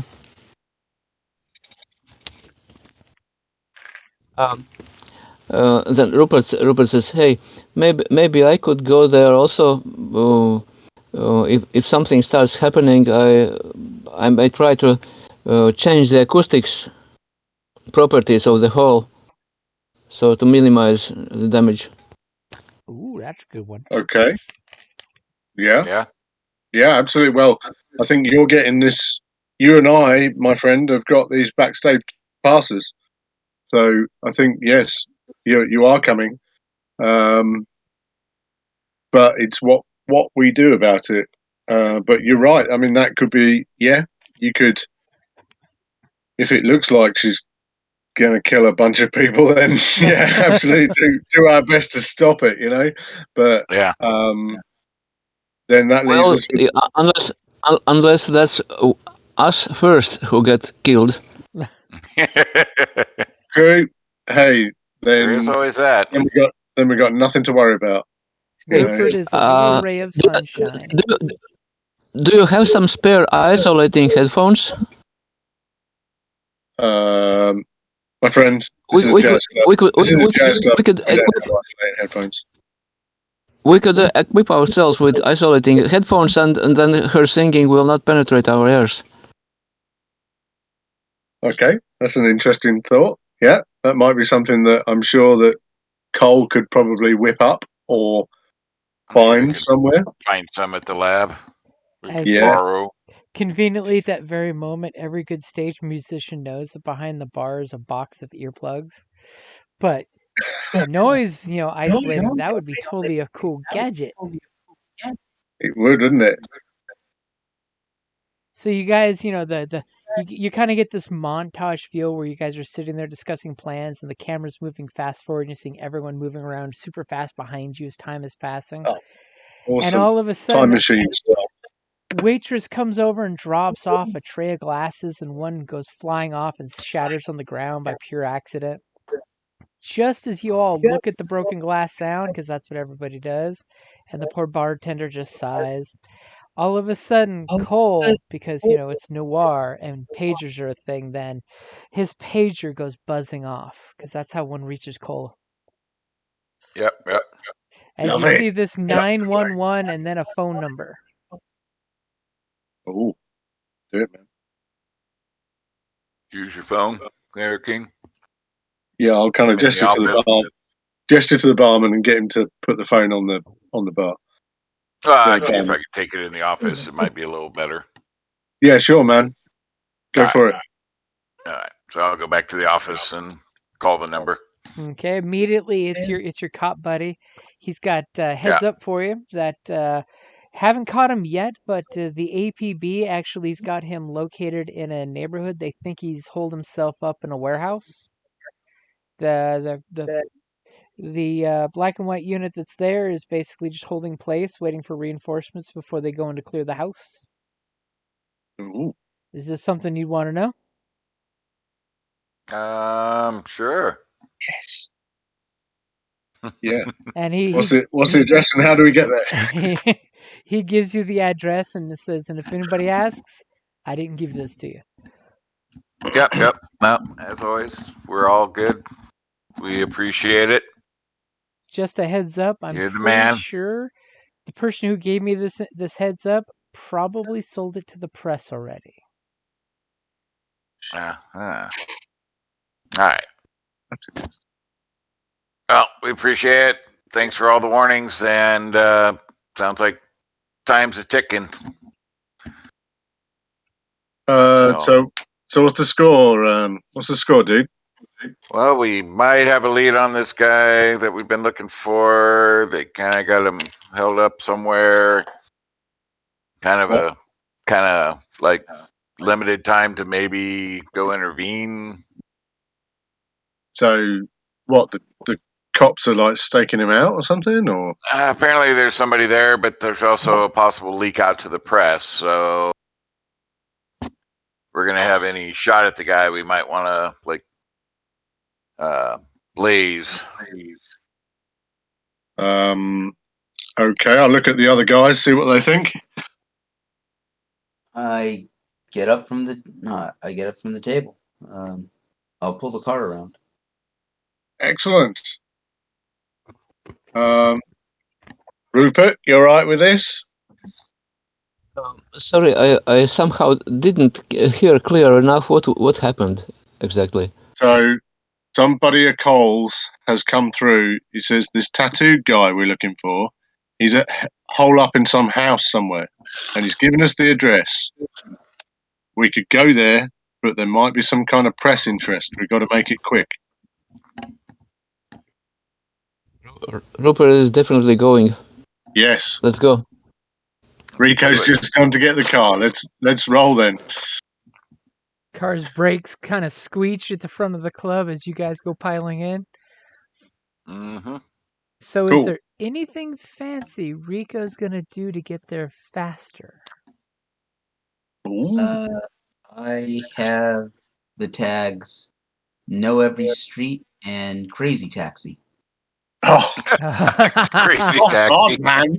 That is perfect. Crazy taxi. That's brilliant. Okay, so go ahead and take the risk. So, take the risk because you're performing a daring, risky, and outright stupid feat. Good.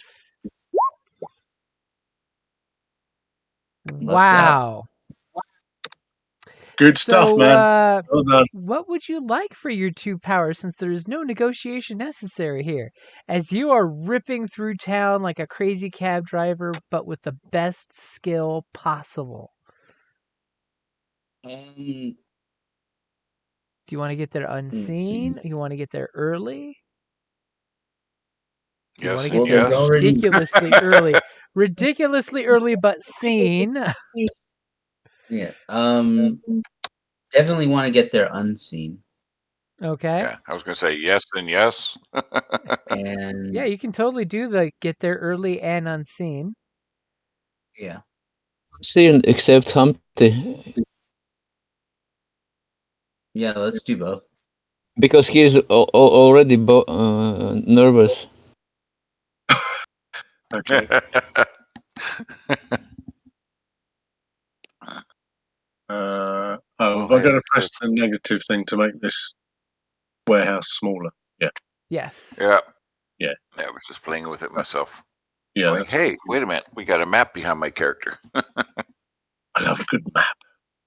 So you get there, and immediately you kind of see that there's a cop car parked right outside the open door there. The two cops are like spread out, making sure nobody zips out of the alley and nobody zips out of the front. So there's these like corners right here trying to diligently do their job. But you managed to park the car and get there ridiculously fast. And the car comes to a silent, screechy halt where all of you are like slammed forward, then back in your seats. I'm assuming you'd want to be on this side of the building, but you could be anywhere you want or parked like a building away so that way you can approach on foot. I think that parking maybe 2 buildings away Okay. is best because I'm kind of expecting the police are probably going to set up a whatchamacallit, A dragnet. the yeah, Cordon off the area and for a dragnet.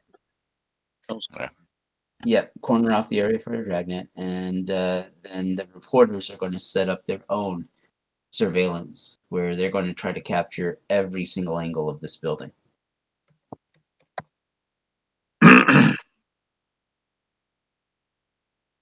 Okay, so you guys basically park 2 buildings over. How are you guys going to approach?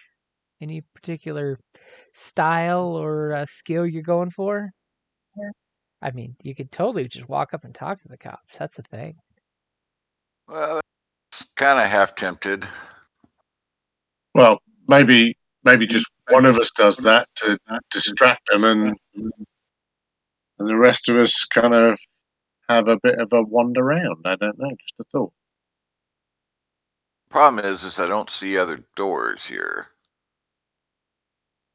And when you say that, I look at Rupert, and it's like, but I know a man who could probably make some doors. As he touches the wall and it just dissolves. Yeah. Well, there is more ways in. It just depends on how close you get to see those ways in. I think we got to go round and scope it out first, I guess. I mean, question here. I am inspecting the building. So to how are you find the guys easiest getting way. up to the building? I mean, are you gonna sneak around or stealth into the alleys? Are you gonna just walk along? Because there's people walking on the sidewalk, and the cops are just like, "Please step back." It's a city area. It's definitely not the best neighborhood. You see a couple familiar bikers occasionally drive by. Me and my buddies. Yeah. I would think we would want to approach from like off this direction and kind of just casually stroll along and then stop at a point and just kind of peruse this, the area. Rubbernecking like people always do when the cops are out. Sure. Looking all Okay, casual. so sounds like Cole's gonna investigate and rubberneck. Sure.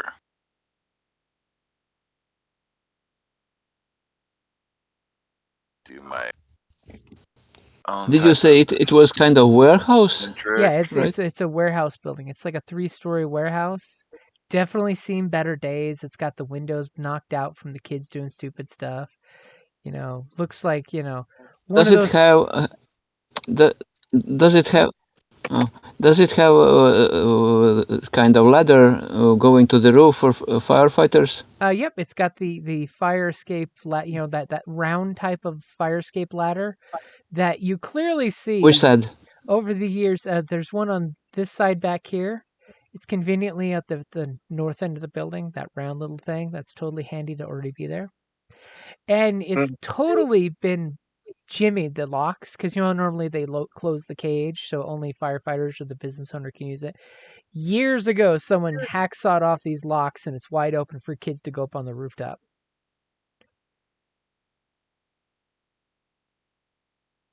Right. So it means we can get there, right? Yeah. I think we got to either get past the cops somehow. We've either got to sneak in or talk our way in, or distract them or something. I imagine, but I can't quite tell this area around it whether you know what I mean along here whether that's in like an enclosed area or what. So, Cole, Yeah, go we ahead and give able me to. that investigate so I can data Okay. drop on you. Or not, as Sure. the So case we're may gonna be. use my own type of eccentric. Just like doing my thing, looking casual and all. I'm supposing. I guess that's maybe it. All right. So investigate. Or wait a minute.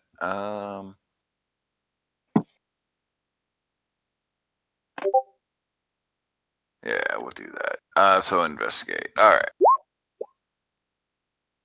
Oh, yeah. So, Oh man! Cole kind of like looks around and immediately the cop that's right here kind of walks up to you and says, "Hey, all of you, get out of here now.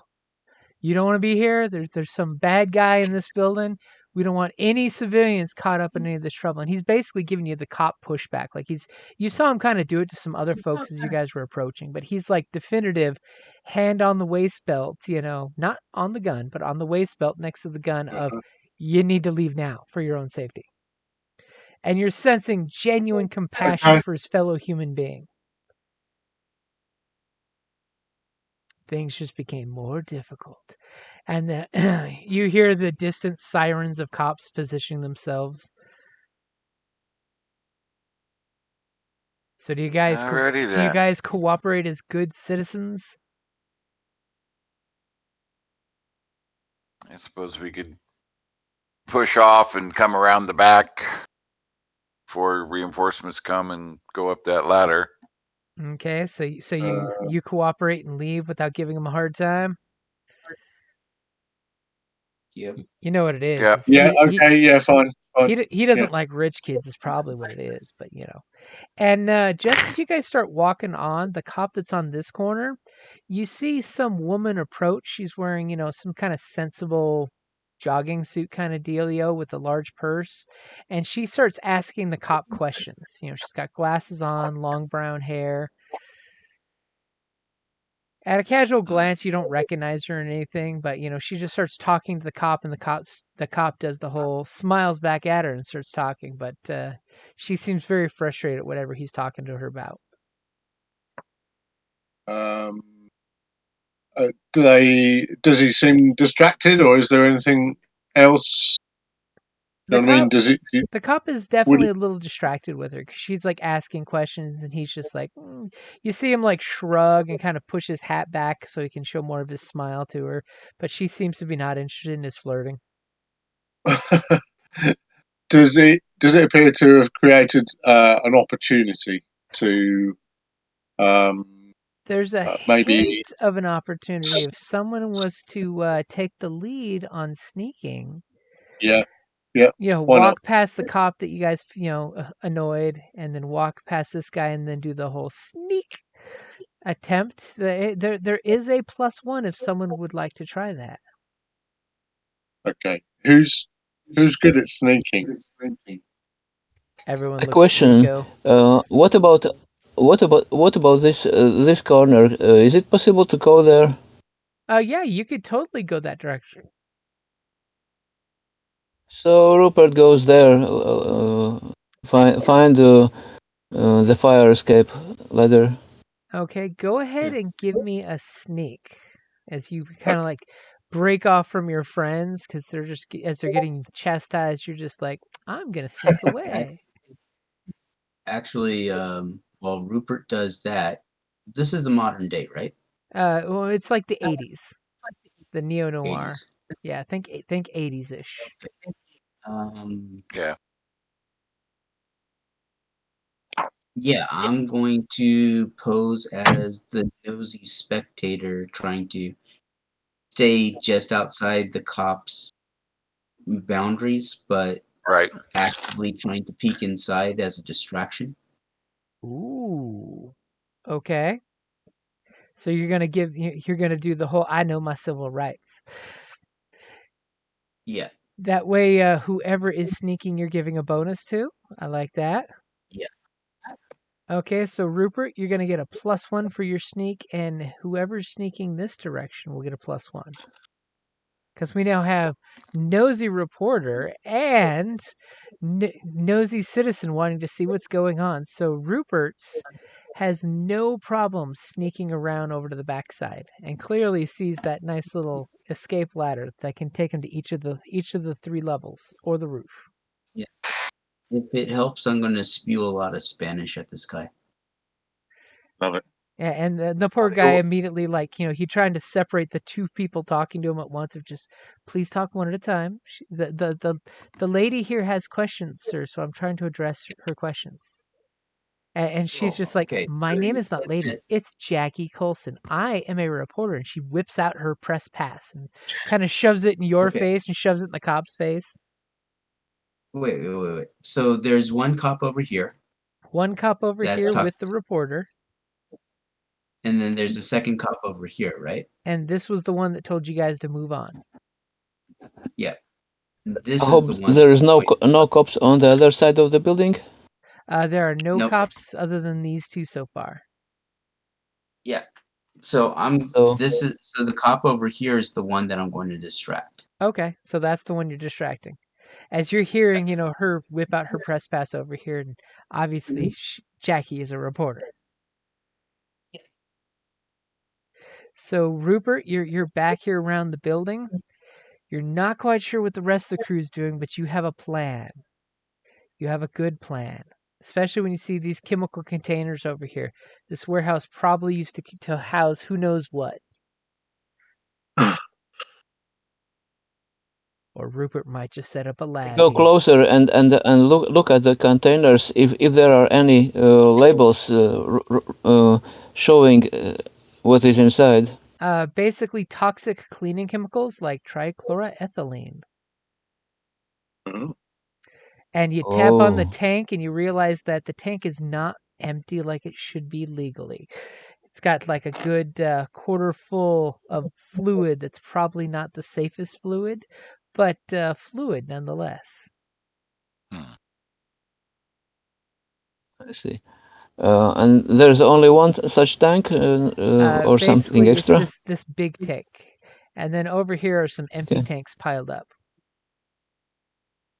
Okay. Oh well, Rupert looks up, and despite of him being chubby, he still uh, chooses to get up on the roof. You said it was a 3-story building. Yep, it's a 3-story building, and it's got Wow. little ledges where you can get off on each of the levels. But on the plus side, it's got a Oh, cage, so it's almost impossible to fall accidentally out of these things. It's kind of what they're made for. yeah. I'm just jerking a bit that leather and to look if it's sturdy enough You give to the hold rungs me. a good solid pull and tug, and you hear a little bit of like metallic stress sound go up and come back down, but it seems very secure.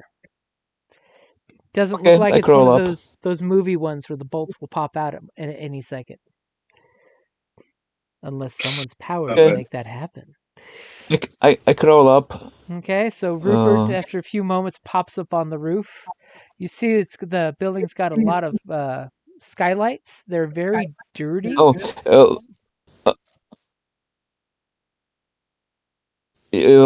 uh, sorry. You said there is some entrance on the each level. There's a little emergency door with a little like single concrete pad that one person can stand to get on and off the ladder. So I don't crawl up to the roof. I try the door if it can be The opened. the door does seem to be locked. Do you have some way to get in this locked door? Yes, I think about dissolving the lock. Okay, so you're gonna use your power? Yes. Okay. I have faith in you. So, what does it look like when you use your power on this door? Especially since you're all alone and the only one watching it. So first I want to change the item properties just to make the metal kind of to powder it. Okay, so it crumbles like into rust and then dust. And then give it a blast of power to it. Okay, and which floor are you opening the door to? First, of course. Okay. First. So Oh no. Maybe since I am not very good at fighting, so better I try the second floor. Okay, so you go. Because Is there an issue over describing first and second floor? Because don't you guys use a different system to first maybe floor will be the ground this floor, and then the what? second Sorry, floor will probably be like a balcony on the inside. right, okay. Because that's very confusing to me, if you know what I mean. Like ground floor is ground floor, first floor is the floor above the ground floor. But I get it. It is one of those little twists. It's like the date and the temperature. We use different metrics for tools. Awesome. Can't we just get my along? dice roll got Sorry, go on. my dice roll got amazingly lucky. So I got a 10. So it looks like I managed to open the door, right? Oh yeah, awesomely! You use your power, and the door just immediately crumbles. So you basically climb up the ladder one floor. So you're now on the second floor, and you just dissolve the door. And when you look through the portal that is the door, as I make sure to not make more boxes, you look through the doorway and you realize there's a walkway just inside. And what you're seeing in the picture is the ground floor, the first floor. This walkway is above it and has clear view of the things down below. And it looks like, a lot of old storage stuff was dumped here, a lot of old rotting pallets. You see this building, this little office area, it has stairs that go up to the second floor where you're at. And there's a little, let me get my little doodle tool. There's a door right here for it, so you can walk out to the walkway. This little walkway connects to that door in the office. You see a ramp going up kind of when you look in the doorway. And there is good light coming through the skylights, even though the skylights are all mooked up with paint and dust. So you'd have to really wipe to clean them to see through. You can see in here with enough light easily enough. So first I look around it to see if anybody is there and any signs, some sounds. Give me an investigate check as you're taking in all the sights and sounds in here, as some rat comes squeaking out the little sewer grate right there.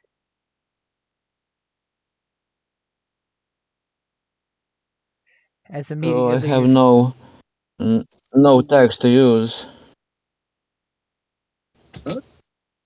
Nothing.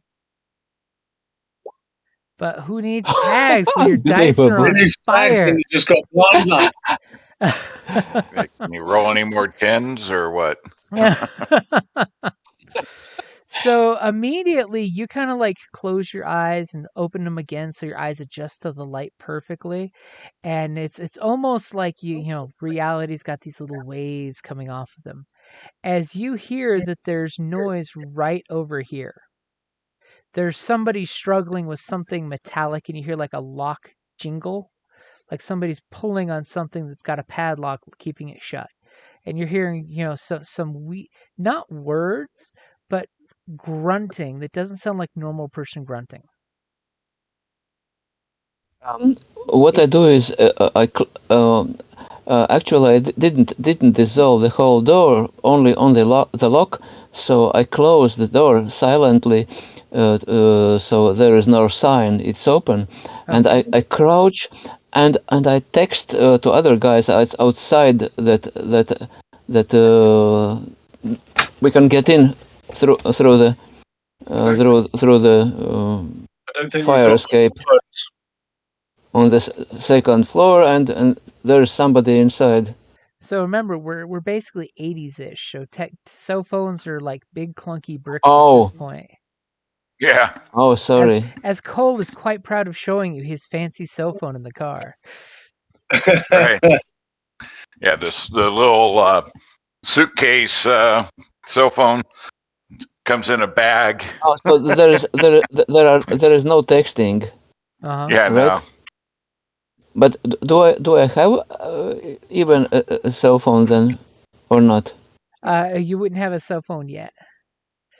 I mean, if Oh, Cole sorry. gets to his inventing, he can I always make the forgot. first cell phone. Or the Right. cool pagers that you flip open and can text your friends. That was it. That was an innovation. Oh yeah. Was I it? mean, that made BlackBerry. Yeah. Yeah. Okay. Hmm. Then I'm Are you taking a safe position inside the building so you can see who's over there? Because I'll tell you what you see if you can move into a place to see. I hesitate a little bit between looking what's there and sneaking out and calling other guys in. I cannot decide yet. Well, it's So up to you, man. it will take a little bit a little while, and probably while choosing, I'm peeking over the edge to see what's going down. Yeah. Okay. So what others are doing? So as soon as you come over to like right here, then that sound about right? Well, I'm not going much further than here in the corner, and just peeking between the rails very carefully because I'm scared. Right? Okay. So as you Yes. come in and There. peek, you look down and you hear the metallic clanging and the padlock jingling. And as soon as you look that general direction, you kind of realize that it looks exactly like who you've been described, the guy in the trashy hoodie with the tattoos. He's inside the building and he's trying to lift a sewer grate up. And you realize this warehouse has got sewer grates, so when they do the whole chemical spill, they just flush everything straight into the city sewers. Mm-hmm. So that's totally how you get alligators. And you see him like he's pulling against it and he's not able to get it open. And you could just see frustration on his face, and he makes this sound it's probably the equivalent of words. If you know, and you kind of recognize from TV shows that maybe if someone is mute or deaf, they're trying to just say something in frustration, but they can't actually articulate words, so it just comes out just as a noise. And he kind of like looks around desperately, and he completely not noticing you whatsoever from your hiding spot, and he kind of like immediately changes his game to grab something from the pallets there to try to use a tool to bust it open. Oh.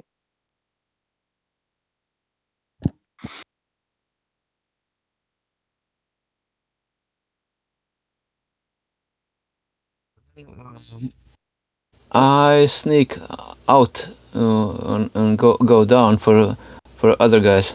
Okay, so as he's climbing back down the ladder after seeing that, yes, you confirm the dude is in there. What does King and Cole do while Rico is giving you guys a great distraction? And everyone goes, So yeah. So "Where'd Rico's Rupert go?" right. So we're all pretty much in this right there in the same area together, right? So, all right. So I glance over at the two of them, like kind of give a nod, follow my lead. Oh yeah, defo. Love it when you do that. So I'm gonna move back up towards the officer there, be like, hey, kind of nod, wave him over, like kind of want to talk quietly with him. So sorry, who are you waving over? So the officer, I kind of approach up a little closer to the officer and kind of give him kind of a little nod and kind of wave like, hey, kind of want to talk to you quietly for a second. And the one over here talking to the reporter, or the one that Rico's talking to? No, the one Rico's talking to. So the two of us are over where Rico was. Okay. There you go. Okay, I'll follow his lead. Whatever he's doing. Okay. So the officer kind of like, hey guys, I told you have to go. You can't be here. Hey, look. I know it's a touchy situation. So my name's Cole. I'm with Special Division, substation, yada yada. I know exactly who you guys are dealing with. We've been looking for them. I see we got reporters on scene. You need to let my team here go in. We'll get this handled quietly for you without any other hassles. But we got reporters on scene. The guy. We really don't want to let stuff go down.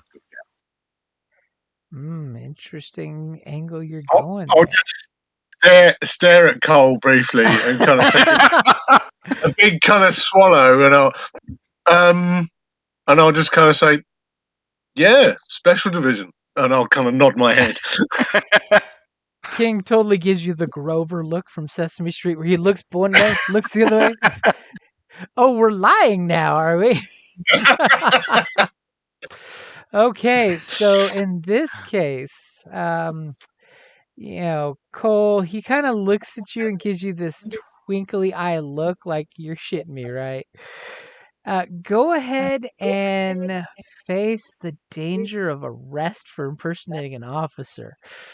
Can I help him or assist him in some ways, or a mechanical way I can do that? I will give him a +1 if you'd like, since you're there and kind of helping him there.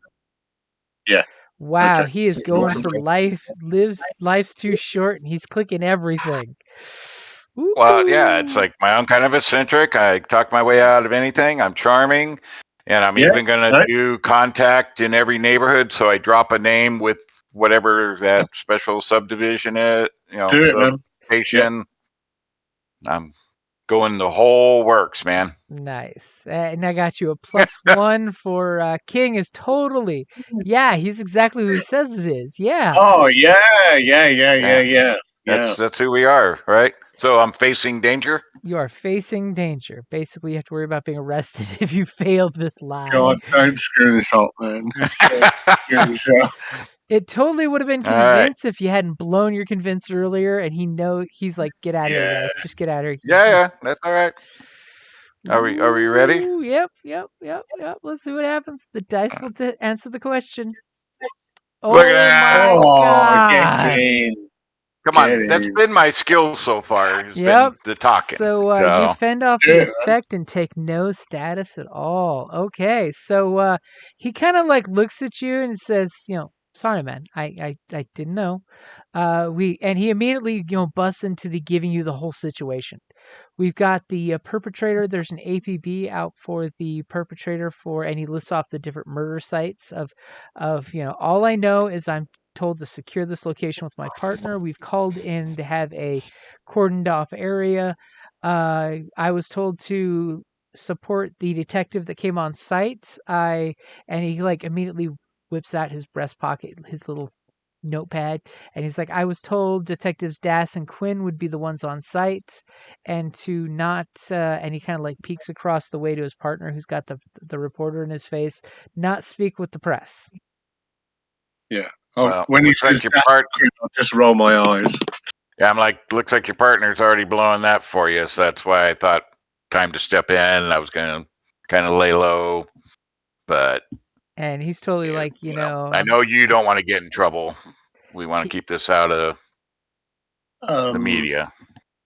So I'll kind of, as best I can, because it's not really my thing, but I'll kind of say, so the perpetrator, he's has he got like a gun or anything? We were told that he had a knife, but I haven't seen him wield it myself. We kind of chased him here, and he kind of blew right through these doors like they didn't exist. I'm not sure exactly, what's going on, but he must have known this place. Okay, that's interesting. Well, we better get in there, get this quieted down. We've kind of interacted with the guy before, so we should be able to quell this pretty quickly, hopefully. And he's just like, we'll secure the outside of the scene, and he kind of like looks at your friends, especially Rico, who's still going off in Spanish on him. And they're both your consultants, and he kind of gives you the questioning look. He's practically selling it up for you. Part of my undercover team. Yeah. Oh, yeah. Totally. Consult. Yeah. I just don't want to be messing. And I just start walking towards the door, dragging these guys along. Yeah. Okay. Yeah. I'll follow his lead. I'll back him up. Yeah. I'll shut up and just follow. As you totally have Charlie's Angels following you. Right? Okay, so the cop kind of like just, shakes his head like he's not sure what just happened, but he is so glad he is not in charge on the site. So whatever happens is totally going after, Sergeant Cole here. Yep.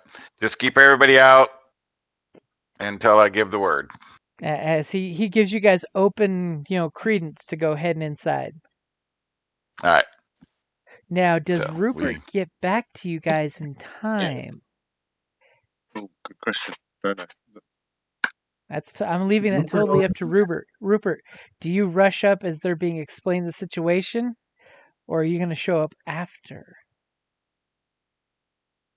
So, which moment is when I come closer to them? Which one would you? As you come around the corner there, you see they're talking with the cop. Do you want to approach, or that's purely up to you? You see they're talking to the cop, and he was being kind of a jerk before, but now he's being super, super helpful and very descriptive with his words and hand signs he's given them. Oh, so I see they have a friendly talk. Yep, you see so that, nothing this is very cordial. I see. Then I come and I hope I overhear some at least some last words. You totally hear him call Cole detective. And you are the senior detective on site, and you kind of like tilt your head like, what? Have I gone crazy already? Do I see him come around? I would say you're a little, in full conversation Engaged. mode with the cop, yeah. So that way Rupert has the choice of whether he wants to join or just follow from afar. I pull Rico by his jacket. Okay, so you walk up and tug Rico to turn around real quick. Yes, and I whisper to him that let's sneak in from behind. I have a door open. Okay. Rico, do you hear me?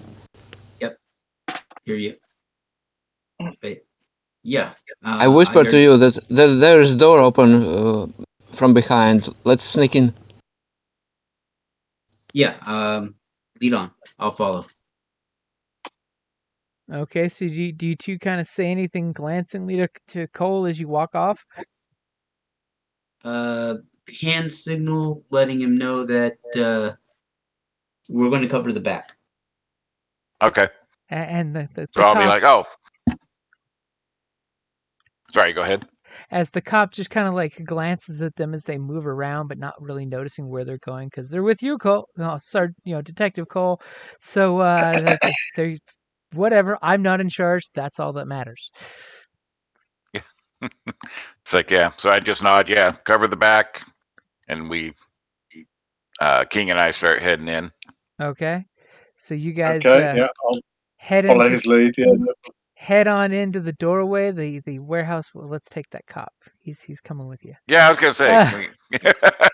And you guys should have control of these little icons. You should. Oh, really? No. Hmm? Oh, No? wait. I gotta have the right thing selected. Yep, I do. If you select the Okay. pointer, you should have access to moving your guys if you want. Little circles have come Not out. me. Not me. Oh, Definitely not Which one are me. you? he's right You're here, that. the little lab coat guy. Oh, lab coat dude. I will Yeah. totally move Who- you for who's you that? then.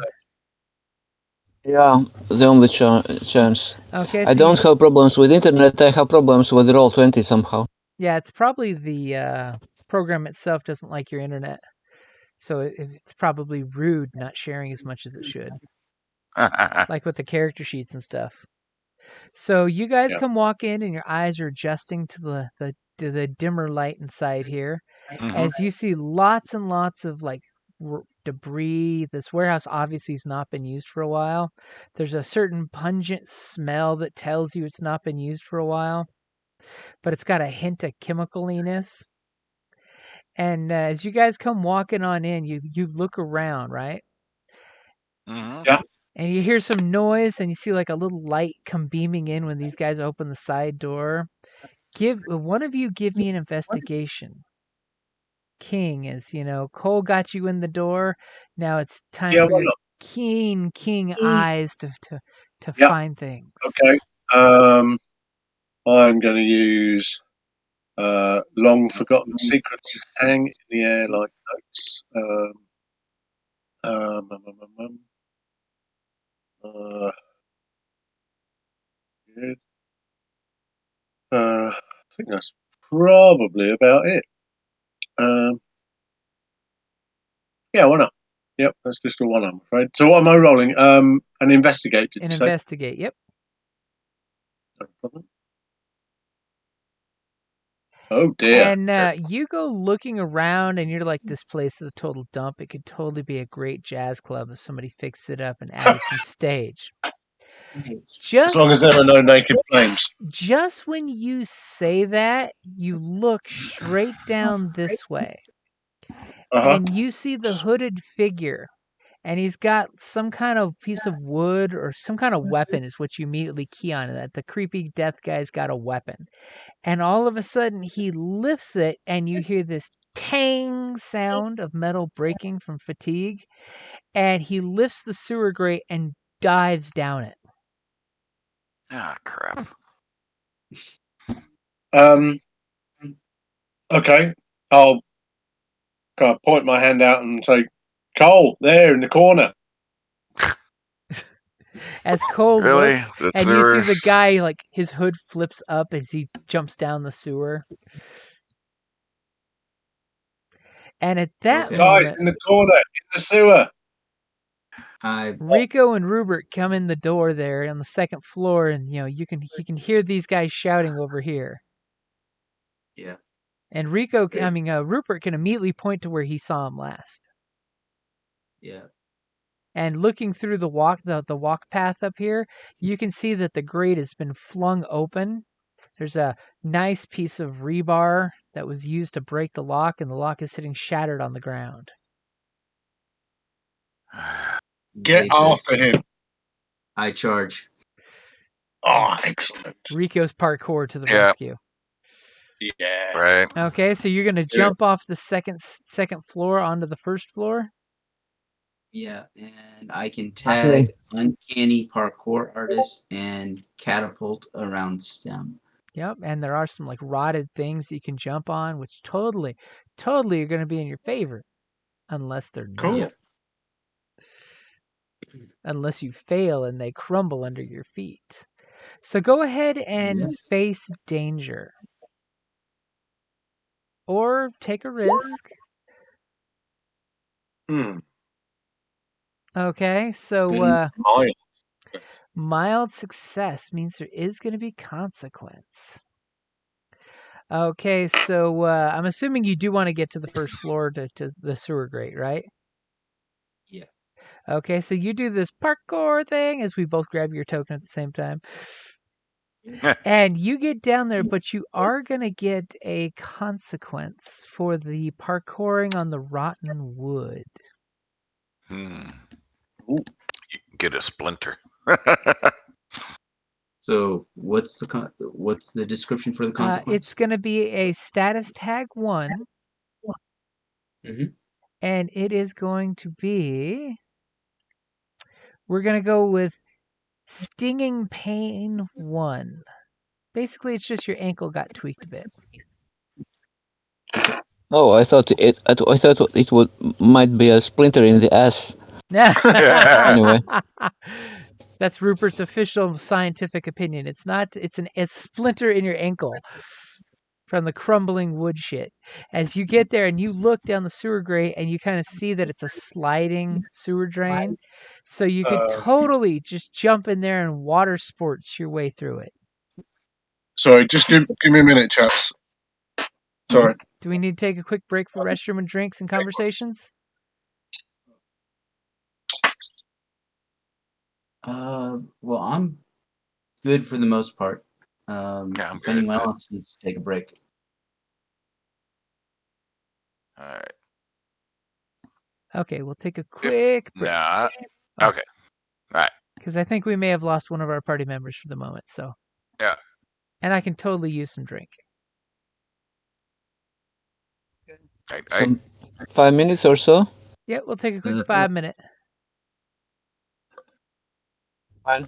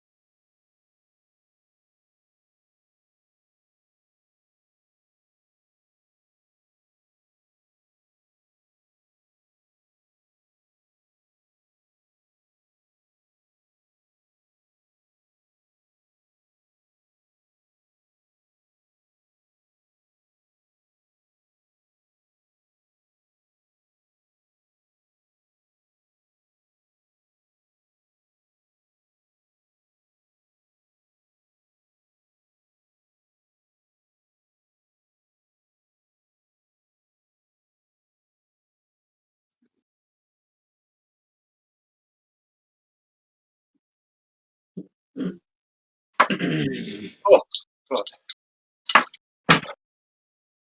Sorry about that, folks. My my father-in-law needed to borrow my angle grinder, and it was in my workshop, and I had to go and find it. Right. No worries. No problem. we're Everybody taking took a short break. 5-minute. Oh, great. Okay.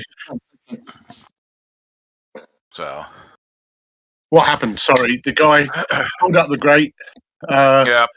and Rico went after him. Yeah? Well, Rico jumped down to the entrance and then sprained his ankle a little bit. Balls. Got that sliver in his ankle there. Yeah. Parkour.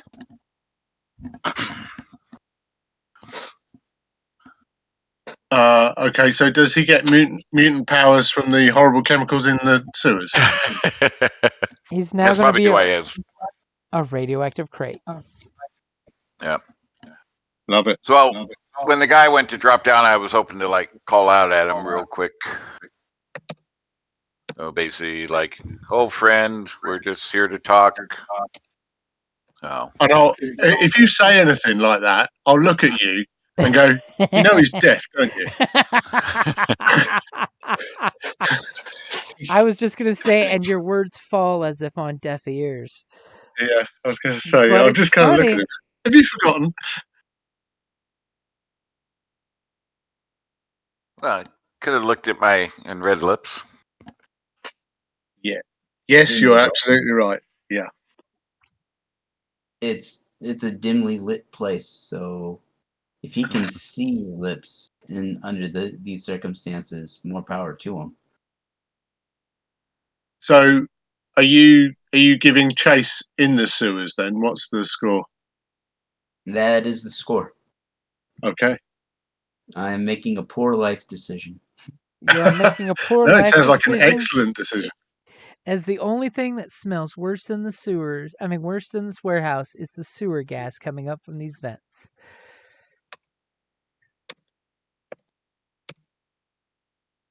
Well, I'll kind of run over towards the grate, and I'll kind of look down the grate, smell it, and then I'll kind of look at my suit, and I'll just kind of step back a little bit. Guntis, are you back too? I don't think he's back yet. Okay, all right. Stand by then. Yeah, sorry. Yeah, he's still on mute. Is he? Yeah, according to Discord. Ah, yes, Discord. Yes, I remember that. The power of Discord. Muted. I see. Right. Kind of.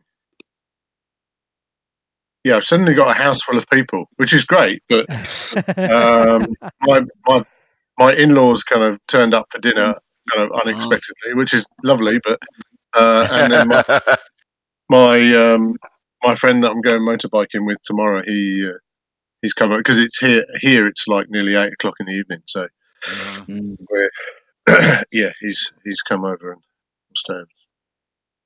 Make it a great weekend, you know? Yeah, that's right. Yeah, I ended up working a bit this morning, which I didn't expect, and then I'm now doing this, and then we're going to. I don't know whether you know England at all, but we're going to go around the Cotswolds, bit of motorcycling with some people I used to work with, which would be nice. Oh, nice. Maybe a good day out. I think it's going to be cold, but I think it's going to be dry. So probably I think about 6 or 7 degrees C, which is cold for biking. 6 or 7 degrees Celsius. Yeah. Times it by 3-ish, you know. Okay. Yeah. There you go. Yeah. So Still it's like pretty 9 cold. degrees. Yeah. So it'll be fine. It'll be fine. I've got heated grips, you know, and winter that's not gloves. that bad. Oh, that's 42.8 Fahrenheit. Yeah. Yeah. Winter Okay. weather. Yeah. It's comfortable. Yeah, it's cool, man. I mean, it's chill, but not terrible. No. But on a bike, I mean, Yeah. you got that wind chill. Yeah, exactly. Yeah, we'll take it easy. You know, we'll stop at some pubs and have some meals and stuff like that. No drinking because we're biking. That's bad. But no, not that's good to fine. drink when you're on 2 wheels. No, Nope. no, absolutely not. That totally is a accident waiting to happen. Yeah, absolutely. That'd be nice. Oh. He's Rupert. You back now? Probably. There you are. Just for the fun, give you a link for one of my small YouTube channels to see what I am going to do tomorrow with my Oh, I daughter. see. It's on the thing. Whatever, on the Roll20. I see. Yeah. Excellent. Cool. Cool. All right. So yeah, we run up to the grate as well. It's like, are we going diving? Wonderful. I was going to say I'm looking into the hole like real reluctant. You know, it's just like, nah, man. What's that, or go face the cops? I'm Which not is going to worse? hesitate. No. I was going to say you're a hero. You're a hero. So just remember that, man. You're the guy. Yeah. So it's kind of like probably better to chase them down and pull the grate over, and they'll just think we disappeared somehow and get who we were. Cole is totally like, I'm gonna go down there, but I'm gonna burn these clothes and buy all new ones. Oh yeah. Well, it's not like I'm out in one of my good suits. It's it's the casual. Yeah, the casual $3,000 suit. Yeah. Okay, Yeah, so none of this expensive. so it definitely sounds like Rico and Cole are gonna jump down the hole. What are the other two of you guys gonna do? What's Rupert doing? I'll kind of take my lead from him. Rupert is puzzled because he's not very much into expert of kind of crawling underground tunnels or sewers. I don't think No, it's I any mean, of our preferred home environments, but being a little bit more courageous due to others coming in, Rupert goes around the parapet to see through this door if there is anything of interest there. Looks like through the door, it's got that little, it's that warehouse style doors where it's got the little mini window, and it looks like it's basically just a warehouse office. You see like an old broken computer thrown down in the corner, nothing. Doesn't look like anything of value. Anything that was worth something was taken away, but it is a cool little office. Just saying, if you want to create a secret lair, this could totally be a lair. oh, like a Rupert lair. The Rupert lair. a lab. Cool. What about that hooded man? Could he have made some lair there? It doesn't look like anyone's broken this door in and used the inside of the office. It does look like when you kind of look around that maybe the dude came running in and was trying each of the sewer grates and found one that looked corroded, and he was literally trying to escape the cops. Is what you're getting the idea of that this is not his home turf, because it doesn't look like there's any piles of sleeping pile, I guess you'd call it, of debris. So I'm just sure we somewhere. can buy this place at a later time. Yeah. Yeah, somewhere he just ran to because it was convenient. He literally just ran up and shoulder chucked the door, and the door kind of broke. Yeah. When you're having that panic attack of checking doors to escape the cops, and he just shoulder chucked the door, and the door cracked open for him really conveniently, almost like plot armor. Bring it.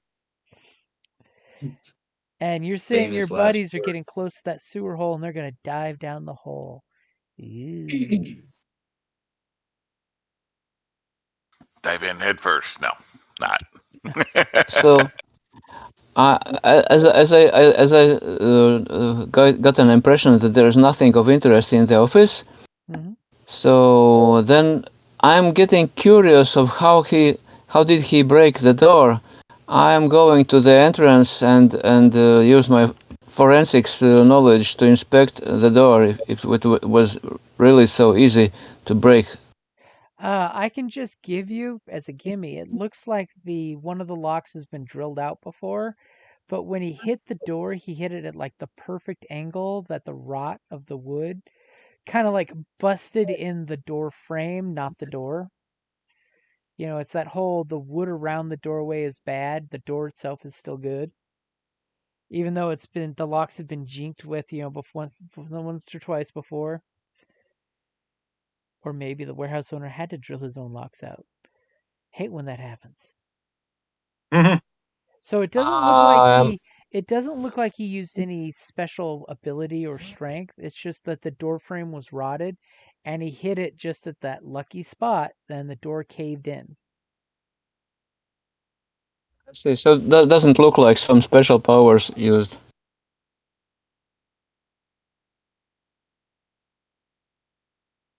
I think he's saying that it's not special powers, it's just a matter of physics. Mm-hmm. I see. Yeah, it looks like just any one of you guys could have gotten lucky with a good kick at the door and it would have done the same thing. I mean, some people just kick in doors, other people make them disintegrate. Some people are really lucky.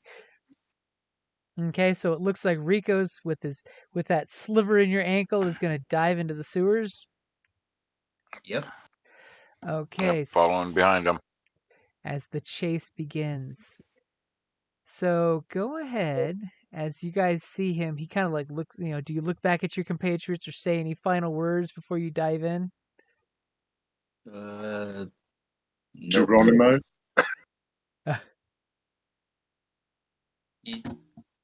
You guys know exactly what I'm doing. I'm pursuing Okay. pursuing him. Go And ahead and I'm give me relying a take the risk as you're diving down the sewer hole. Take the risk. Okay. I am going to check mark uncanny parkour artist Okay. and Which will negate your status -1. and catapult around stem Okay. and take the risk. You said. Yep. Take a risk because you're doing something stupid fun. Ooh. Oh man, seriously, dude, you've got some Dude. sucky rolls today. Ooh. It happens. And Cole said he was following, right? Yep. So Cole, go ahead and take the risk too as you go diving in right behind him. Any final words for you? I just look at like King, like, would this look like you're coming?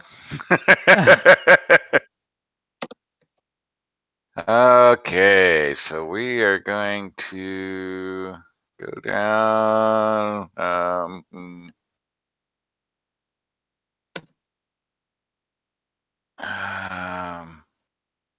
don't know that I have anything major to use. Yeah, you do. You got loads of stuff. I don't know what. Yeah, but it's more talking and that kind of stuff and throwing money around and or having the right technical gadget, which I don't Having know the how right technical gadget. it keeps me from As he jumps falling on down my and like face. if you've ever seen Goonies, he's the kid that goes bully blinders and pulls out his grapple launcher. Yep. Head torches, anything to make your life easier in a dark, shitty environment. Yeah, I suppose so. I have just the right gadget for that, I guess. So, all right, and what am I doing? Facing You're danger. facing the danger. All right. Hey. Boom.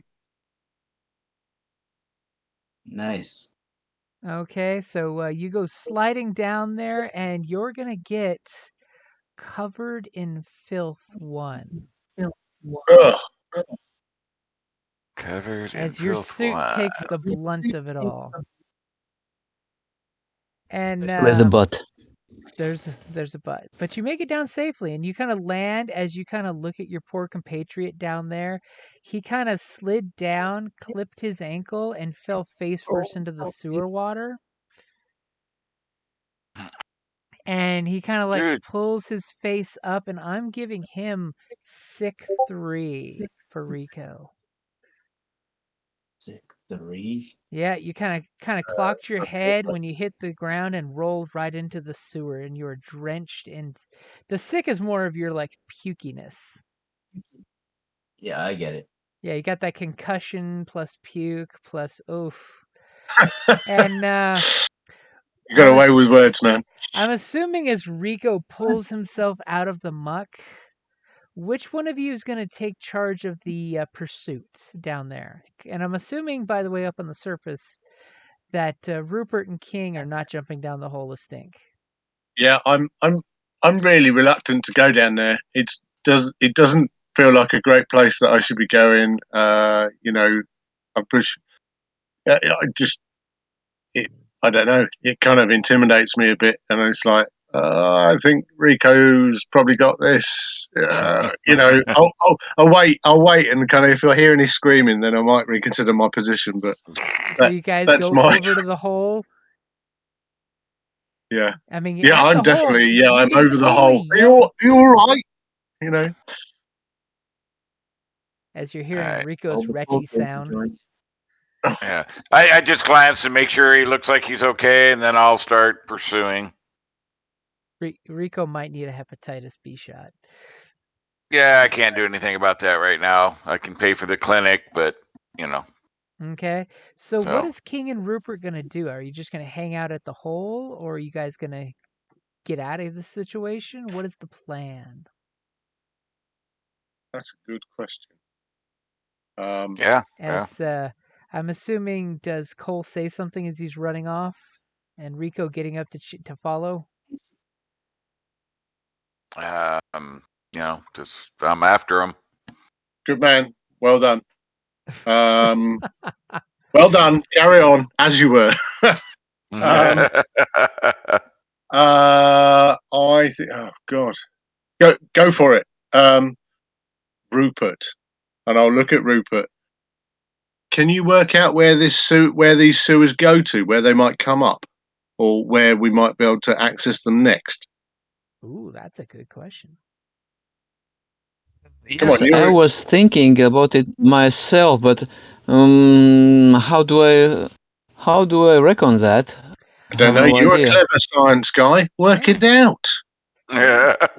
That's what I say to you. I kind of spread my hands to say, "You're a science guy. Work it out. It's all to do with angles and fall off and stuff, I imagine." So you could totally do either investigate and I'll just tell you, or change the game and you can tell me. I assume, is that Rupert or me? That would be Rupert, since you asked Rupert the question of where do these lead. Yeah. Which one of those two would you like to try? I would like to investigate. Okay, so investigate, fairly simple one of him to say, well, once upon a time I was checking chemical spills, so I once went through the sewers. Go ahead and roll me an investigate as King asks you, and he's just like, where does this go? I create beautiful music. I don't go down sneaky holes. Yeah, exactly.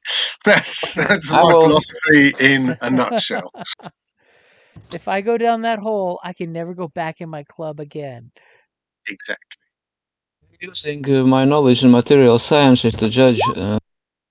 You see, get in, man. I'm addicted to tens this evening.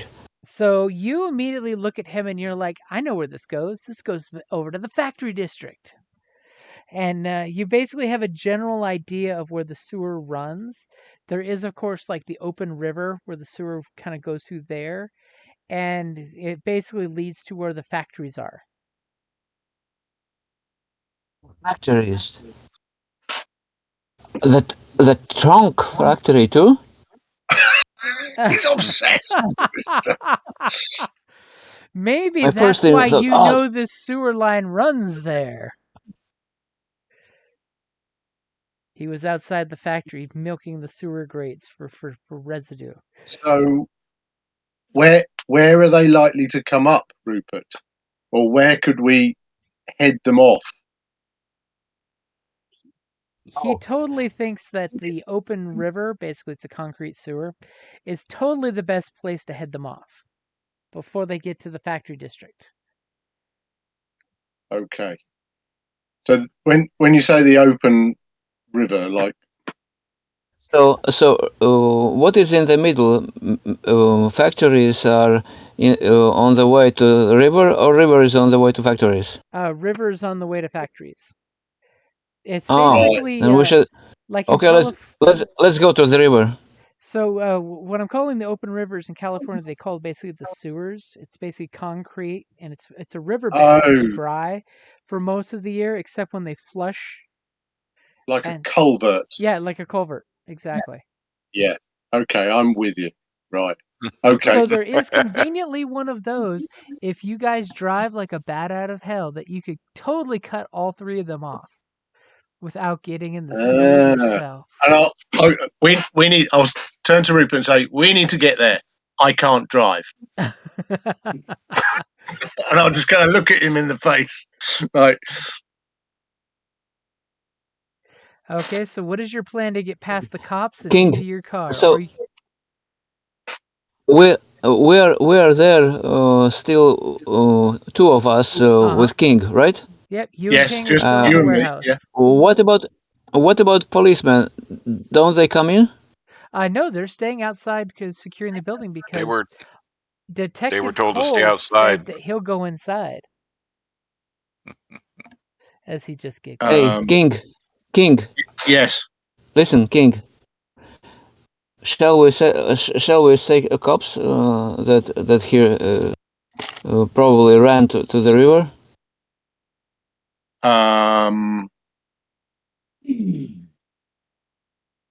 No.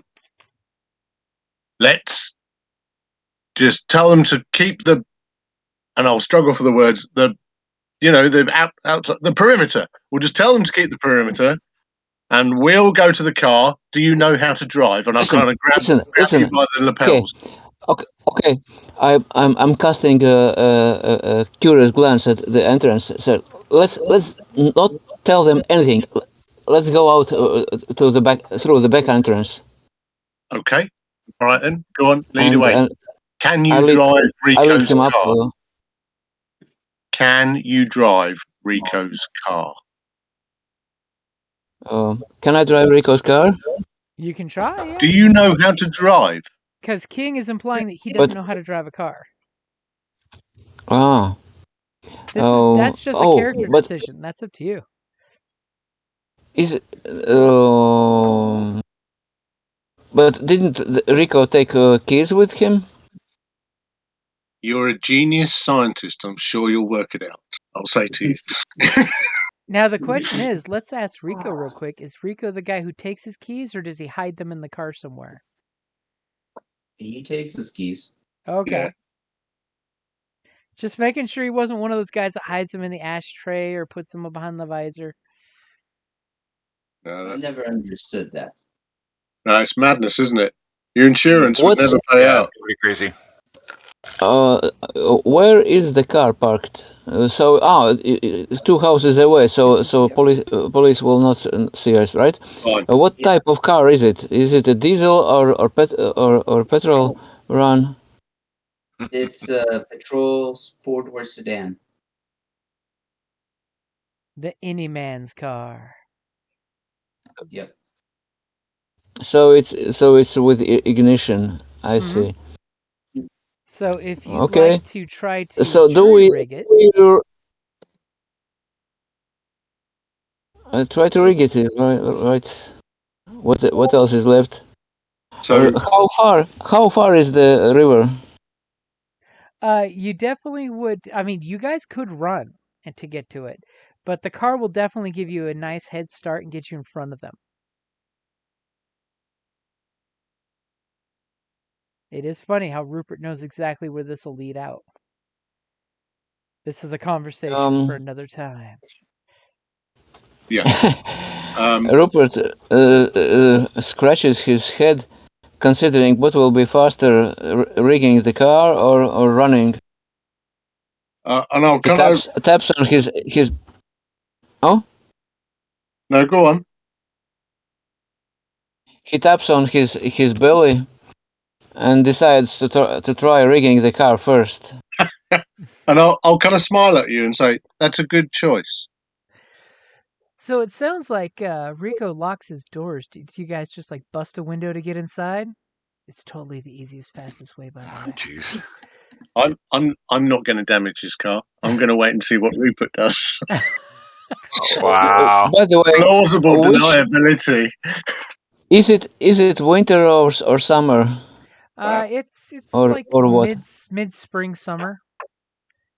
It's not hot. Mid-spring, summer. It's nice and warm. So there must be some window still left open, or not? Rico, do you leave your windows open? No. Nope. Oh, I do not leave my windows open.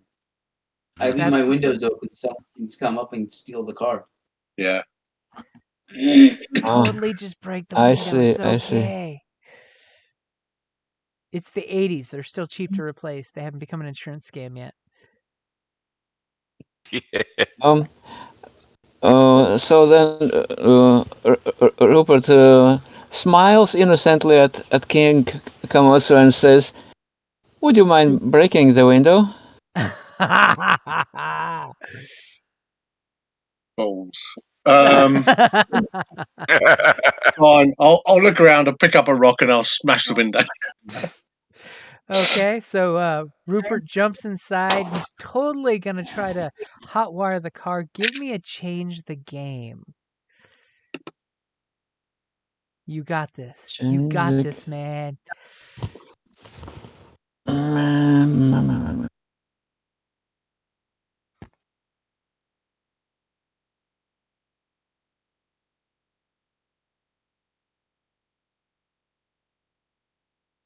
How you doing?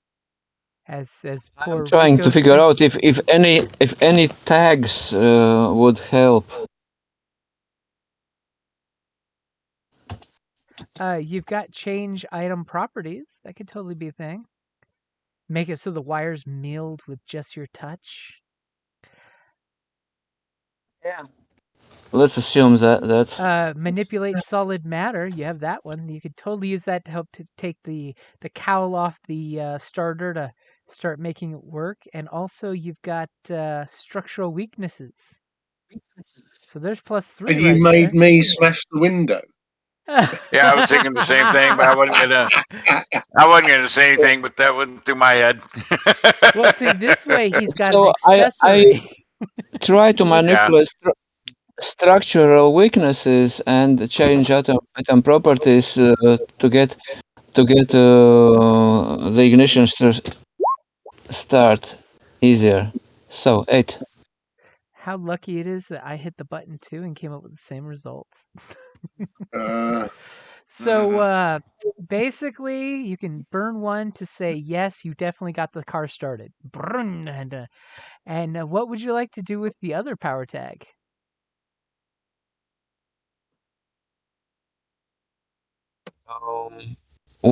I guess burning one tag is enough. Yeah. You still have another one. I mean, if you had a negative status, you could always reduce it too. Or you So could I even burn. you could use the second one to get you where you need to go without any troubles with traffic, you know.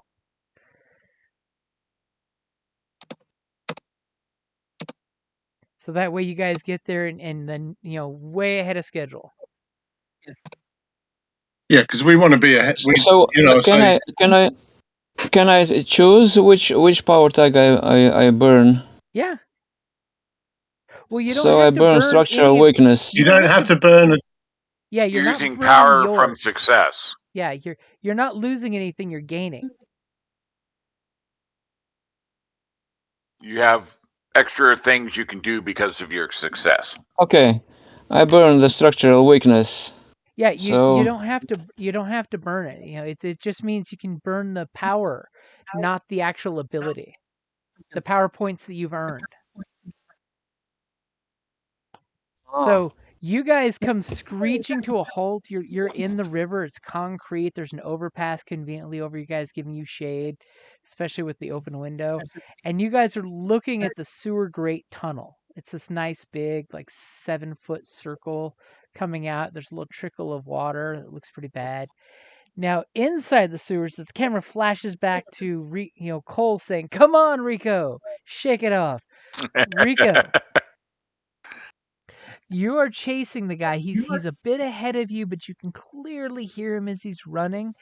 Give me a go toe to toe as you are having a boot race with this guy. Okay. This time I'm going to tag back alley brawler. Okay. Well, this is going to be Cole since he's in the lead. Oh, okay. Oh, me? Yeah. Oh, you said Rico. Sorry. I meant Cole. Yeah. The other Rico. Rico 2. All right. And you're going toe to toe with this guy. Rico is your backup plan. A poo race. Yes, Cole's Yeah, wanting to pretty stay much. upwind. Let's see if I can. All right. Well, I think I'm going to still have the right gadget for that. So I got a flashlight or something to help us see through here. All of a sudden, he reaches into his pocket and pulls a little headlamp and turns it on. Yeah. I'm waiting for him to put a laser pointer on the sword.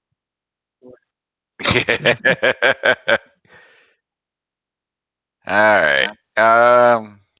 Okay, so you're running. You're giving all you've got to chase this bastard down. Yeah. We want a great success so you can catch up to him. A mild success will just keep up with him.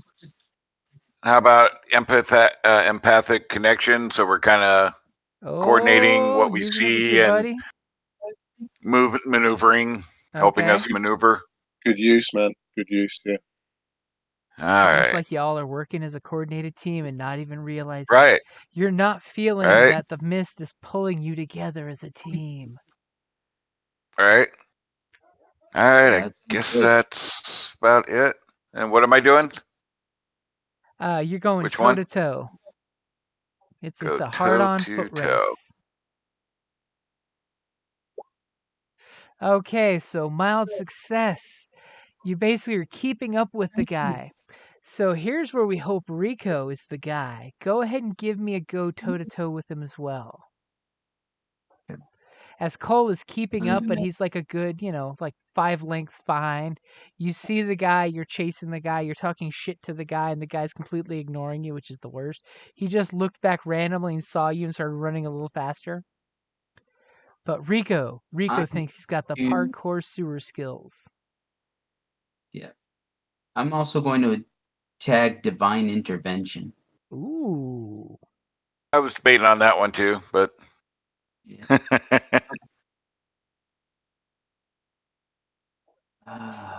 Still a -1. Okay. That injury is a bitch. The trying not to puke while you're running. That's hard. Is this go toe to toe or face danger? Go toe to toe. Okay. Mild success as well. So you guys basically are keeping up with the guy as Rico wipes off the last of the puke with his sewer-soaked sleeve. As all of a sudden, you guys see light at the end of the tunnel after a long foot race.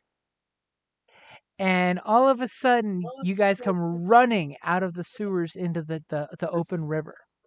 And at that exact moment... Hey, not so fast. I was trying to interfere. Huh? You should interfere. See, I was totally going to be all cliffhangery, and then we ask you next time what you guys did to set up your ambush. Oh, yeah, we could leave it there because it is that kind of time, isn't it? Yep. As the hooded man goes running out and his hood flips back, showing off his skull tattoos on his face and head, and then Cole comes blasting out behind him with his headlamp flashlight lighting the way. Rico comes sliding out because he's still got drippings coming off of him, as we're going to find out what the ambush is that our other two compatriots set up with the car next time. Because that's a good place to wrap it up there. It is. No, that's a good cliffhanger, man. Yeah, And my food just showed up, so that's even a double Oh, yeah. bonus. What have you got? I DoorDashed me some Arby's Reubens. Okay, I don't know what those words mean, but it sounds lovely. It's Arby's is a fast food place, and they serve Uh-huh. Reubens, which is a corned beef sandwich with Yeah. sauerkraut and Thousand Island dressing on rye bread. It's really tasty. Cool, sounds great, man. Sounds And it's a great. really Yeah, they huge specialize sandwich. in thin. Yeah, they specialize in thin sliced roast beef, like hamburgers. Oh, yummy. They're basically the gourmet fast food. Yeah. They're the fast food plus one. Love it. But yeah, we're gonna wrap it up there where you guys are at the river, and I'm totally gonna have to find a picture of the open river so you guys can see what one looks California, like. Yep. Well, pretty much everywhere. I mean, LA, that big. Yeah, I think I basin. know what you mean. It's the whole kind of Terminator 2 kind of big chase, isn't it? They end up in the culvert type thing. Yeah, I mean, they're big enough. They're driving cars in them and stuff like that. Yep. So. Yeah.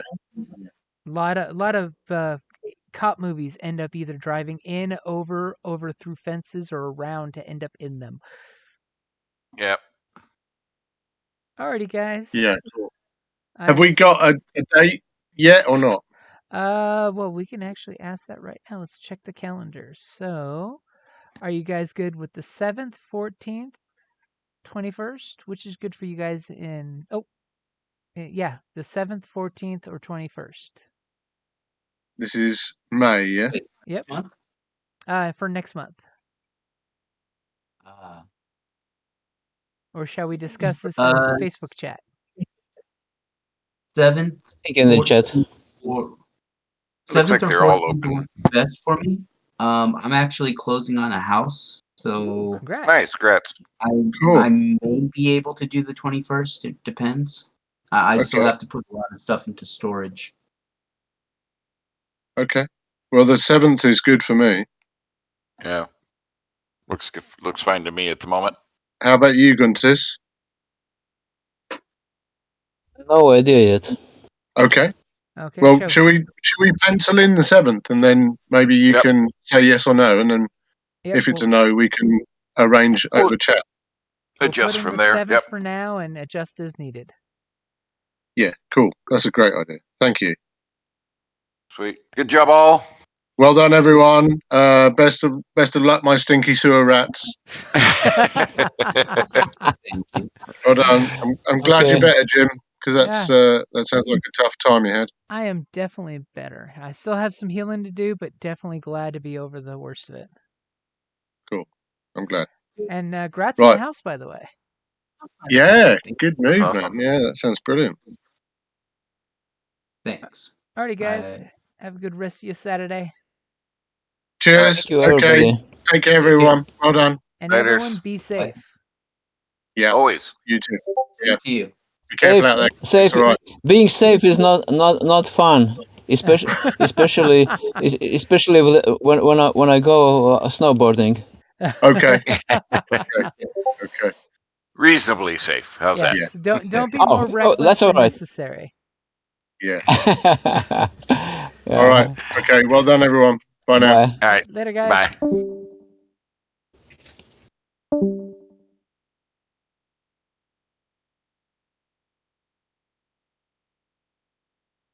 Bye.